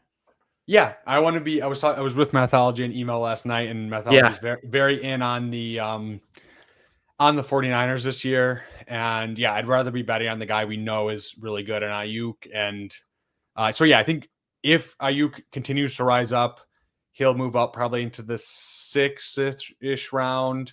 Sure. Jennings will probably move back a little bit into the 6-ish round. And then I think Pearsall moves back. So I think that's how it'll play out. And yeah, if we continue to get bullish news on CMC as well, he'll probably move up. I mean, I don't know where his ceiling is, but it's whatever, somewhere into the first round as well. So I think that's a good take on Pearsall, because I do think he will fall given the information we have right at this moment, which it's May, so it's very early, but trying to skate where the puck is going. So yeah.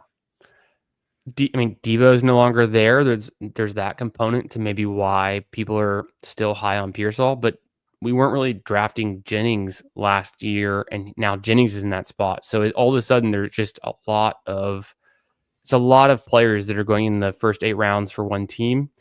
I like your what you said about McCaffrey too. It's like I think he will potentially rise. I think he could become a first round pick. So if you can get him in the second round, it's kind of fun to do it while you can right now. It's looking like he's going to be healthy. He's missed a bunch of time throughout his career with injuries, but he's come back almost he has come back every time. So we'll see if he can do it one more time. Because people treat this tier of wide receivers in the back end of round 1 so differently, I would kind of group the tier as being Neighbors, Amon-Ra, Nico, Puka, AJ Brown, and Brian Thomas. I think of them all, and maybe AJ Brown's not in it for some people, but all of those guys are kind of in a tier for me Do you think that if McCaffrey, it's like wheels up, he's healthy, does he jump that whole tier in everyone's mind? And in this draft, Neighbors went early to Underzet, but is it going to be like, Genty and then McCaffrey the very next pick, and he just jumps the receivers? Or do you think people will just continue to FUD him and let him fall to the second round? Yeah, I think he could move up to like probably where he went here, like the 12 spot. I think one part that could push him a little bit higher is just kind of the projection. So like the ETRs, the leg ups, if they are ranking him aggressively based on projections, then that could push him up a little bit higher. Where would I be comfortable taking him?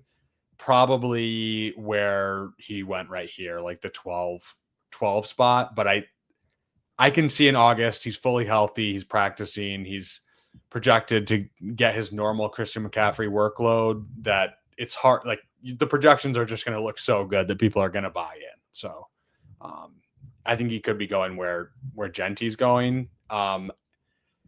I'd be a little bit worried at that cost. Like I think where he is going now in like kind of the early second, I think is a lot more palatable because you can pair him with one of those wide receivers. If you're flipping him around, and then it's CMC and then like London or Henry or Ladd or whoever you want to pull up there.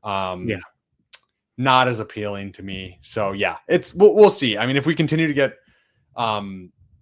good injury news on him, he's going to move up. So take him now before he gets too expensive, I guess. I think that's smart. And again, Bindles, you're a stud. You're ballsy. You don't take shit from no one. You smoke your stogies in the house. We did it. We kicked off the ballsy show, I guess we'll call it. But ballsy Monday night's coming. If you guys missed the intro, go back and watch it. The grand announcement.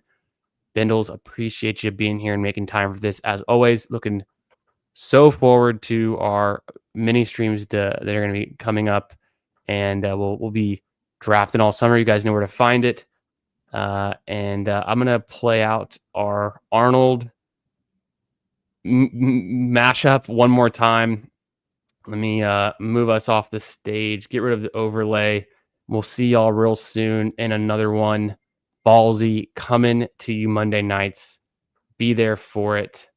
Let them hang. And appreciate y'all guys for coming out tonight. Let me throw it to Arnold. We'll catch y'all soon. Peace. Because I'm ballsy. I don't take no shit from anyone. Because I'm a stud. I'm ballsy.